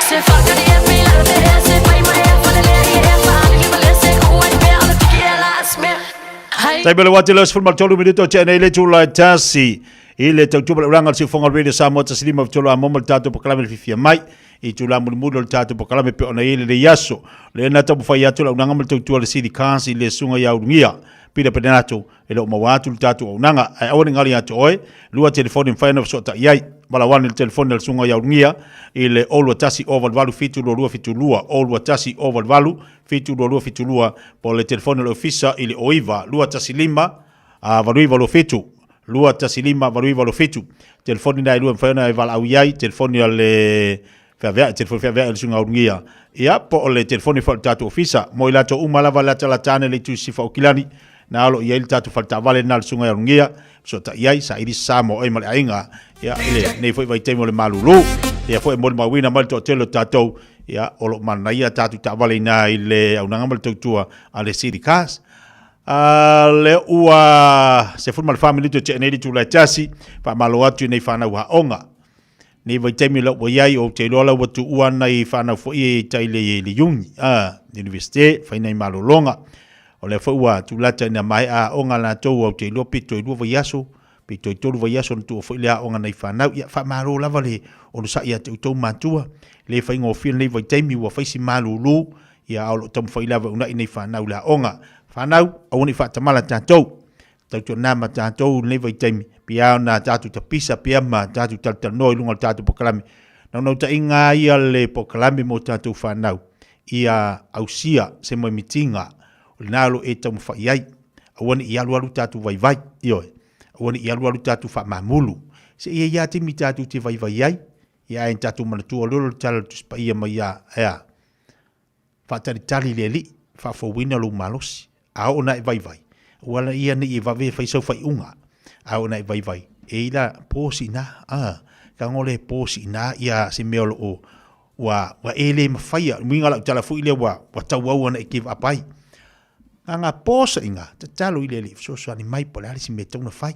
na fa mai le ia fa tari le li fa fo wina le lo malosi ko a mai le tu lisi malosi ya oi ia ma mai le tu lisi poto ya oi malisi ya ta mai ya oi fa wa wina ai la wa onga a won ia lu ile la va mai vai ia fa pe fu ki wa lu wa fiu ki fa me onga on sai o sai nga wa wala fo nga ngui mai ia ma tua mo mo fa me onga mar kulia onga la ki pas wa vai le manga yo le fa nga mai o ko ki ngikeni o fuanga o le olanga le a ise le mana ia ma mo le tapisa ma tua ma fa iloi fa nau le olanga ma so fuanga le fa ngofi io a woni ia lu fa pe mo te mititi e wa ka le la va finga wa ka le la va on fa me le matu ia sa si ka ma fa pe o lo wa la wingo o la finga wen awa o fo ine ia mo ia manatu te miti na vatu atu ale tatu matu o tu ala lo ia po kala matitia unai a wa lu fa mai wa le fa ko unai ke hele ba ngoya o ngai nei te mai te nei temi au tatu wa ia oni tatu tari wa oni tatu wa vitari ina se me mana na o tamaiti o le temi ni o ka ni ava noa tamaiti au le ska mai ke alwa wa malor ko ri sa ro fi finga luenga a o na finga luenga ke finga luenga ia finga luenga ia a o ava noa te tawona e a o ngai ma wale ava ngoa o le tala lisi do matua na faila na fana a ele a le moa sa unga ruenga le leito tone ni usila. O le winga le tala lo matua foilia, na faila na whanau. O male a onga whainga ruenga, whaile o sau kou, whaise me foilia e te iloe la tena una uiai. Na e tau ma whailoa la ia e au sia le mele na. A alua a ele ma whaina e whaia. Wa ele mo sa unga ruenga le leito tone ni usila. Ale tala lo matua, mai mauri te mina e a o ngai New Zealand. Mai mauri ke minga ufa a o ngai o New Zealand. O le lui la le tala lo matua. O le lui la tala lo matua na whaila whanau. Aua ni wha vai. Le ale meo mawhaina maua le sainga ingi kia, mai si atu unga ruenga o fisa, mai si unga ruenga. Ai le mawhia kako, vai. Sa ora le kala lo makua. Ale mo sa unga ruenga ofisa sa unga ruenga le leiko ngi usilo mai mor kemi nga ya onga. Mai ma u pango mor kemi o la ke a onga. Oi ilanga ole ko karia. Ole lu ile na tamaiti on sai. Fi nau. E fo ia vanoi me faina el te fainga ruenga mai sau te a onga. Ai ka mai. Wala tu wa onga. Fa mai se i pos. Mi ese kau ia. Kau fingi kai mi asi i finga ruenga. Mana ia, e alu finga luenga, e maua le poto masani e finga luenga ai, a ia faa uma le leila wa onga. O le pese a le pese atua le pakala mel maru o le tae au i tae au uma, o oe o le teunga o loa. Oe o le teunga oa o lu ainga i le lumanai. A ele lei, po le alu kua kasi ki di fia lu ainga i runga. Pea ona manuia lau tau sinionga ma le tau whainga. Manau, on sai. On sai. Tātou mātua, tū lei nei tamaiti. E iei mātua, mo wawa ai. E no nofo ina New Zealand, ave la tu whanau fo ie ave Samoa, ave Australia, ave whawhingaru e ngai wha o ngai. Ia, e pole al tama lo matua ia. Ale winga lata tala fo ilea. Ata toi tō mana tu Samoa, ile tatu watunu i asola. O le tala to ina malo matua, ele lei al tatu mati wa whafsanga. Ala e maua le leile avanoa. Ia e tal no ai ma watu e fautuanga to ina malo matua. Wa ili mawhai ona avisa oe tangata la no fo ai ia ni fautuanga ila ta ita tama mo ia.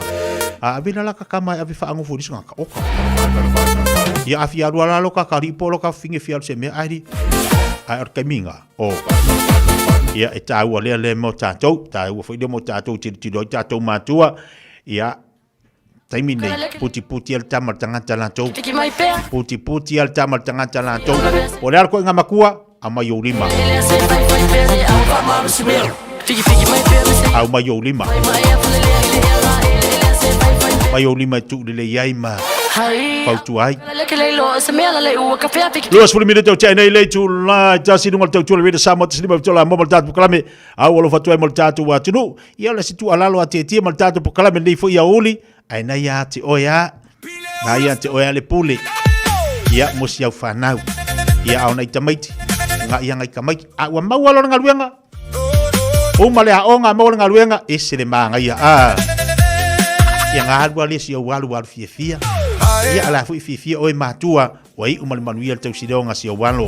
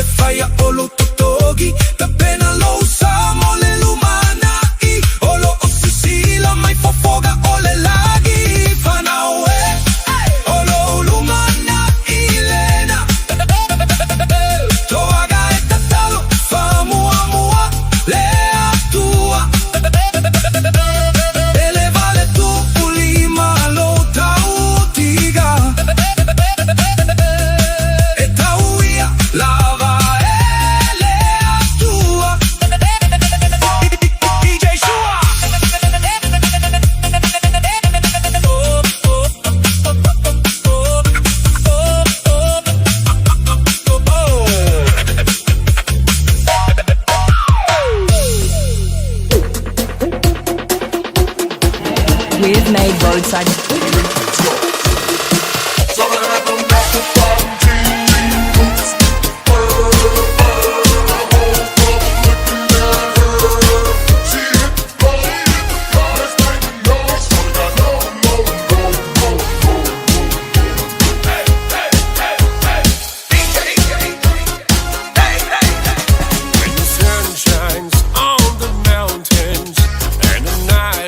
On the run, it's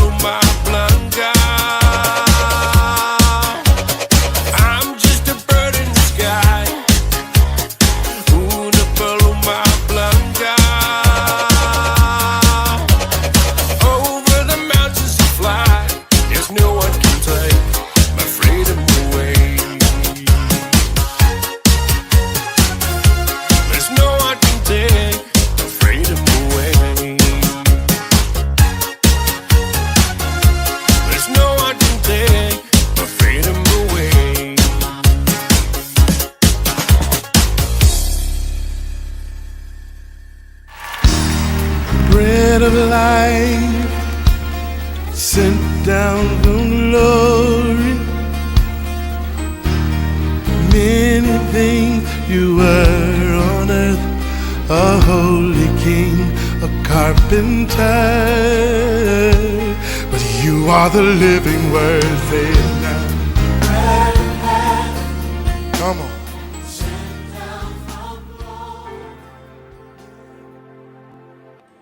Alo le soifo manuia le tatu atunu o te fiafia foi whawhiloa i te oe. Mai tatu polkalam mele nei o le a reto le ola. Ia, malo le soifo manuia. O le tusia Ioannes fulurua al fai upu e lua e whapea. O na sauni ai lea e ilatou. O le whainga ai mai Yesu i lea mea. A le upu mo le aso le nei, wala au lia se tasi e te lua a ai.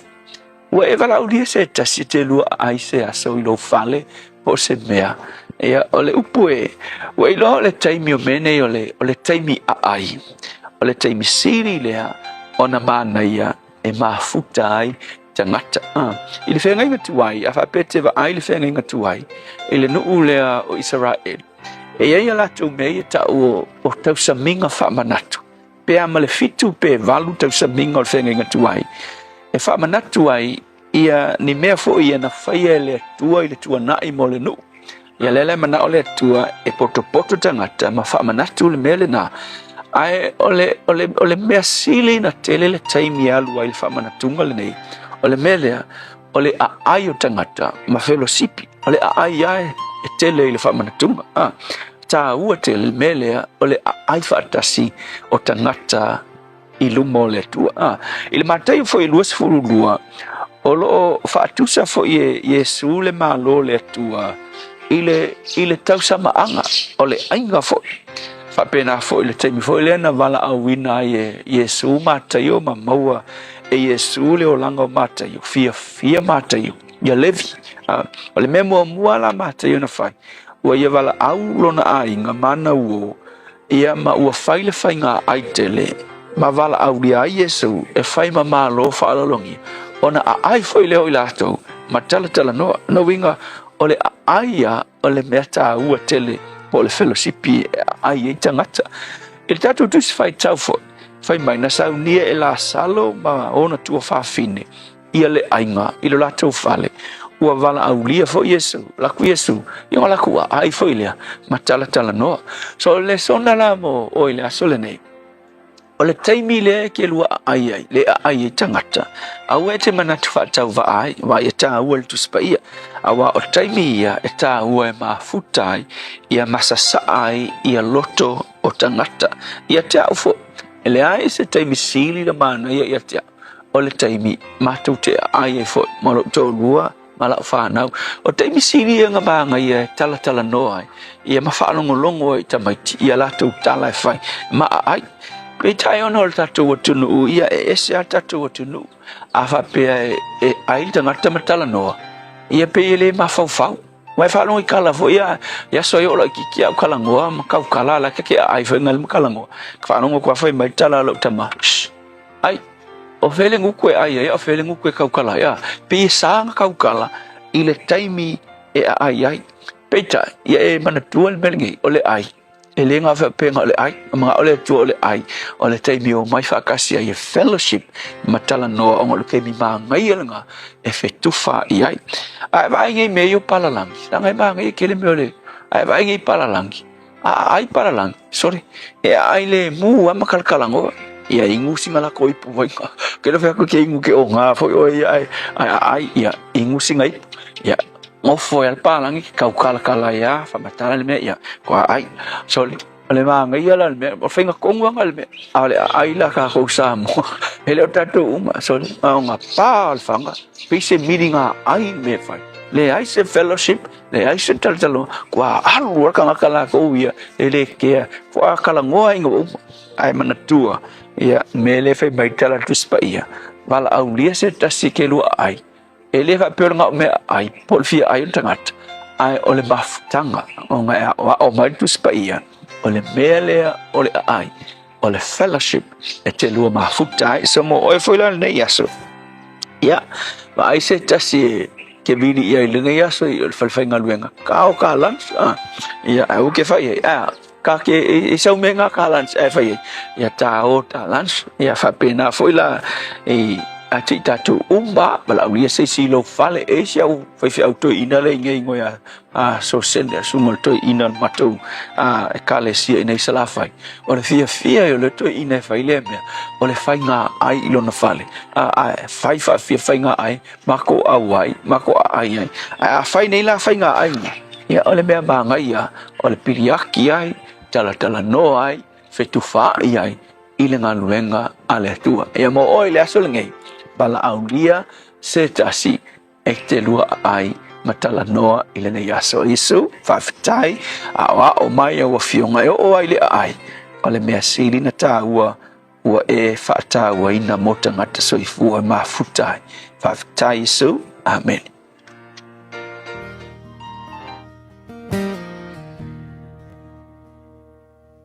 Viviria tu ya uto ya yo vale tupu awalele yo ya fa baba na lofa ya fa pe tu lava numa e fa baba lava na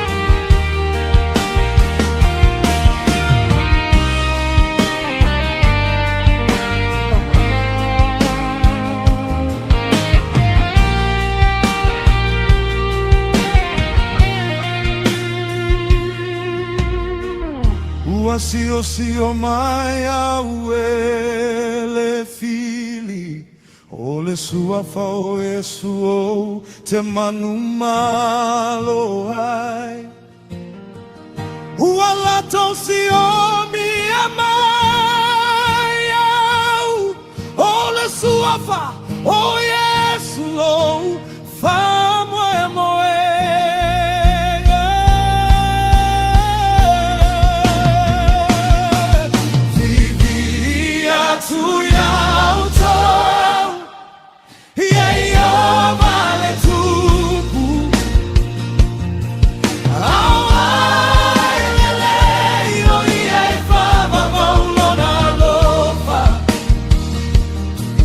fa pe a tu la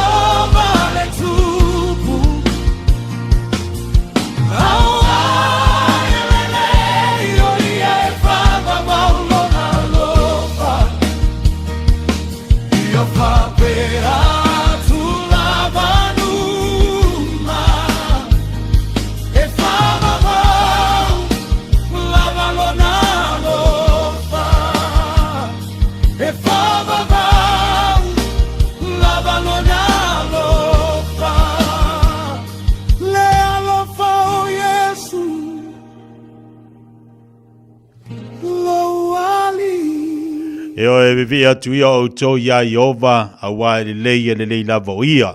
Ia o whamai atu heli tātu pukalame la reto le ola mo tātou, ia i le nei fo ia uli o le aso lulu, tātu vivi i atu mo tātu whaaftai le lofa ma le anga lei o le tua, a wā te taua ia te ia lona vi inga, mana ia le a reto le ola mo tātou, le nei fo i aso pia nei whaafonga iai mo whaangolongwai, ia i le tāua o whaamalisi au ma le awhiang pa ia le tua, e fo le talitonunga, ia o le tele au te mi tātou te whaangolongo ai, mo le tele o avandoa, tātou te iloa e whaonga, ia ma whaangolongo ai tātou le upoleli, o lo whaile mo tau pia o le tātou wholaunga, mo le tātou sāvalinga, wha malo whaaftai fo i lau whinga luenga le tua i sunga whaafengainga, o lo tāpena ina nei pokalame mo tātou, e fo i pokalame la tu isi aso, e foi pokalame le po pe ona whaafonga ia le tātou watunu, ia ai whaaftai i whaavanoa ina fo o lo taimi, ia te mafuta mai ai mai whaafonga ai, i li tātou pokalame whaleanganga.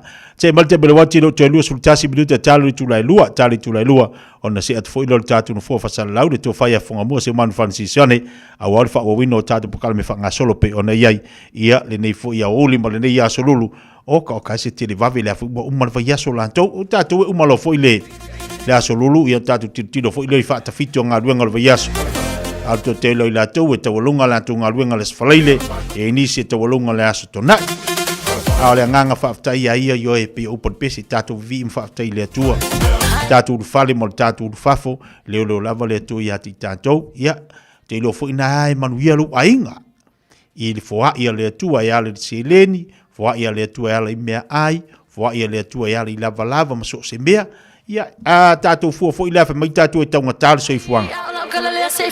Maalu lunga le tau le pensini. Ia e tilo tono lu ainga, ele o alu tu lau tavale. Ele o alu le se me ai lunga le lau. Ele o alu tau se me te ta oto ai. Ai atu fa fonga le tatu watu no. Le lava e mai le tu le fa so mo tatu. Ai sidi ai ona mo tatu le ori mar Fiafia i le li. Le aso ma le aso. Vai la usili na mata ua. Wa me ta pena le tu ai lunga le lau. Fai le ma vi ingo le lim fa tai le tu la na foa.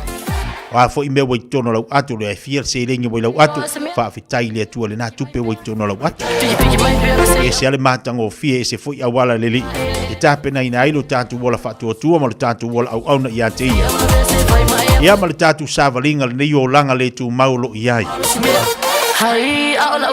o wawa iatu o lo fai le fatatanoanga i Samoa le temi nei a committee o whalarawi whafua sei le tatu watunu. Ia o lo ta wai o lo o langa o lea e masania tatu whalangolongo fo i le whapea ua iei tatu le lanu moli. I le swau por pensini tolo tatu watunu. Lea lana o whalangolonga nei. Ia o lo o ta ua komiti o lo lava. O lo lava matutoe le pensini. Ia por swau o lo vatu tolo tatu watunu. Ia leila si me tau pulpule hei tatu. Pa ua vaenga tau o le na whalangolonga tua iana nei. I le whanatanga ale parimene. I te me whaima peso o le pawa. E whaima peso o le pawa i tono le tātu watu no. Le alana whailua nei aniso so e whaipule. Ia le whaina pere pawa. Na pere pawa po o ananafi ele na pere pawa. Ia a emo ena. Li poti atu. I le EPC. Whailua le EPC. Na mafua na pere pawa. Ona o se tasio a inga. I le taulanga taulanga whantai pia. O e se lako mango wango fumaku. Ia pa ua ele o ngalala mango whale tonu ai waya. Waya. Ia ma whale tonu ai lole tatu pawa na whepe fo le pawa nafu. A e se le tau o vaenga le ala e. E se le tau o vaenga le na umai ele malo. O mea ia o leo o lo ngalu ei. O le whale lei o le tise. Tasi vaenga tau o no uwhanongolonga na nei le tatu whanutanga. O whala au. I tu tono le whare mai mato tua. Tasi le whawhitau le olo tula i mai tono le tātou atunu. I le mtanga luenga le soifua malaloina. O le sioke o tātou whala au ia o lo avatu tono le tātou whare mai mato tua. Ia ma tātou whare mai fo ia e lea i nu tua. Le alana tā ua le teita i le malo. Le whionga le parimia le sunga le audio le mali atoa e whapea. I lana saunuanga. O le mtau pule na la ngai le suia whai pule. Mafonti mtau pulea na maile o langona o le suia whai pule whapea e maa neia mai tu malo tektasi le au mai o le lua se tupe mai le 2 miliona le ua whaasafua atu i tumalo. Au mai se tai lua se lau wafi. E ave ea e whaanganga. E whesoa soani. Ina ia mawhai ona avatuaini fuala au. Ia aueni ia ili vaenga lor sioki o fuala au. Mani i fwele manatu o le suia whaipule. Le wafonti. Ia le Fiafia Mau le sunga le te akono. To ina. Mani i fwele lon whiringalo. Ina ia whaonga ina pea ia fuala au ma watu ia aueni sioki fuala au tono le tatu whalema. Tula ili taita o le malo. E lor whaafitau le tupe. E lor whaafitau le tupe. O le whaafitau li. O whesota inga. Male maauwala. O loo avatuai ia fuala au Samoa. Ai o loo lava le tupe le malo. O loo whaanganga. Mo le awina atu o fuala au. Ia mawaila au. I te tono le tatu whalemai. Ma nino i o le vaenga. Nino tele le vaenga. Ia i le saunanga le taita le malo. I le si vaenga tau e lau whalangolongo o le whaimai o le taita le malo. O loo wa umana tala noa. Ia ma whaurulunga. O nisi o le atinu, o nisi o tamawhana o le atinu, o lo ia la tu whale talavai. O lo ia la tu whale talavai. O le talala nisi o i la tu. E leo siokir whala au ia la tu. Se i vanga nai, ia le whale ma. Lono winga la, e maa fuga la, o na siokir whale ma ia whala au ma waila au le awina atu i tono le, o le mtanga luenga se i formalorina le whale ma i ma isi whale ma i awina atu i tua. O lono winga o le tunga inga ai o le o kama foi o le awinga mai kuso se o awala ia e fata wai fala au ma awina atu Samoa ia ma fata wa inga o fala au e tawena vatu tatu fala Samoa lono winga la lava seleni ai pau o le fafita ulina o le lava fala au le o lava fala au ma vai la au ia e ma fai ai ona tunga fitia ia le tātou atunu ina ngase o le mea le taun titilo fo iai tauan a veri whaamomua a le tātou malo ina ia mawhai ona le lei masaonga le mu ia vaenga o lo awina tuai le tātou atunu ia awale tonga fitinga o lātou ngase ai pe o wala mana ia nana whalangolonga au nei i le whalutanga le tātou palemene ia e mese lava le tanga luenga le soifo maloloina o lo lava le seileni ai pe o le ofuafuanga o awala e whaatino ai ia le whaatawina o whaatawina ati whafo tatu whalau. Pia o wala mafuanga na lai e si o kel tatu whalau. Ia ala e mua whalau i si whale tala waitua. E mawhai ono sosani mo le tatu watano. O le whapolea tatu le vaenga. O lafu i lava kako suau mo le kako pingsi. O lo awina atu Samoa. O lo lava tapena le tatu malo i me umalava. A wale manui o le tatu watano. Ia malau te talo. Tō pia manui o le tatu tō pia manui o le tua. I te toni a Samoa. Taimi umalava, maso umalava, to a file mo i tanto. Sul family te talo li tulai lua. Lugal te tupala uranga tsi fonga video Samoa taslima tolo amo. To e fa malo atua to telo ila tolo mafuta mai le nei fo ia oli. Ia tari wato ni se la tu tu mangaluenga, fai le mo ngaluenga o lo to le nei aso. Sorry.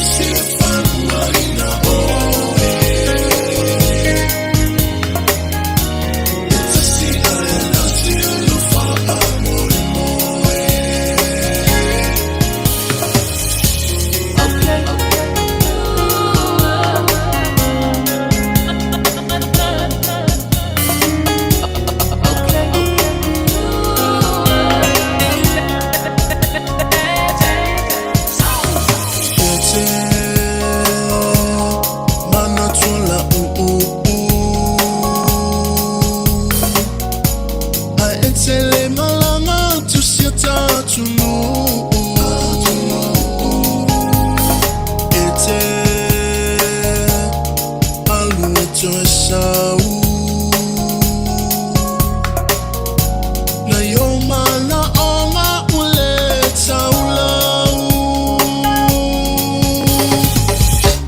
e etelo tene e boni lawa lofa e etetali tanu e na yoma na onga ele harina sei se fanu harina oe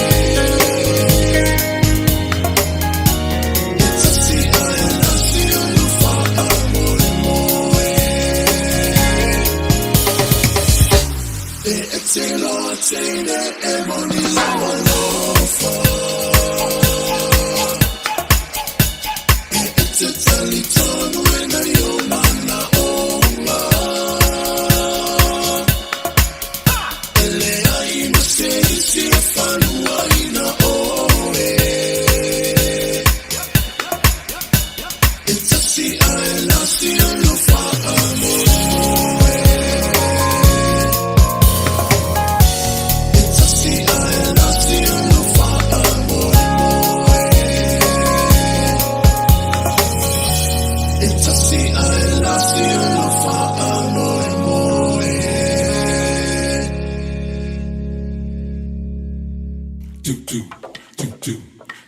se o vaso não teu se o vaso não teu se o teu 6, 5, 1 se o vale ai boa noite assim lá vai lewe se o vale ai boa noite assim lá vai lewe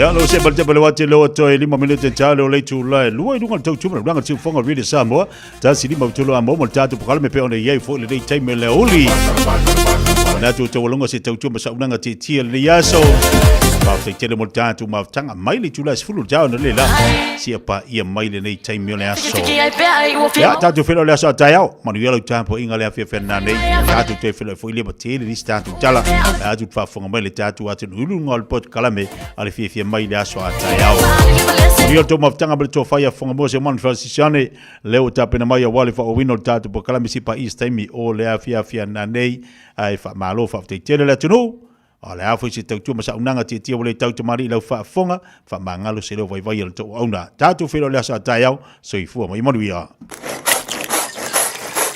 ata e ya fa mo ta e tono la pisi la fo ya ile ai le o le pini la pisi masani Leanga ni ai mase vai ngau mea ai maona lapis if ama umawa. Tamaki Turuki, all together Auckland. Le Shine Dental. Whaapafunga mai I whaapitoa o le nei vai tau. E whai a fuolesi a ki o loa I le Shine Dental. E li mase lawi wa iwa le tau o le nei fo whaapipi e tasi. One tooth acrylic denture. I le Shine Dental. Susu mai il tātou whale fau. E au tafa lawa o le whale tuai. Lima fitu wha grade South Road man kaio. Telefoni lua fitu fitu ono whawha. Lua fitu fitu ono whawha. O tau sa ili se Samoa lo ainga. Po tau sa ili sa masini tutua pe o le Hilux ma le Ford Ranger. O le au nanga ale kaseti e whaafai mo fie mea uma. E te alu malau ta avale. Ua e malie atu atoa. Talia le titongi vaiaso, lua vaiaso, pe maasina foi. Tu atoa lo whaatuatuanga I le kaseti. Te tala fitu aso, tu atu si fitu tasi, East Tamaki Road, Papatoetoe. Telefoni lua fitu fitu, ono fitu lima fitu. Lua fitu fitu, ono fitu lima fitu. Hey, don't be that guy. Or that auntie. Ignoring a sore throat. This isn't just some drinks and lemon tea in your sweet situation. Untreated sore throats can lead to rheumatic fever. Nobody wants that for their family, eh? Go get your Pepe's sore throats checked at your GP, school nurse, or pharmacy. It's quick, easy, and most importantly, free. So come on, whānau. This summer, take care of your tamariki. Get it checked and get it treated. For more info, hit us up on socials at Stop Sore Throats or visit stopsorethroats.nz.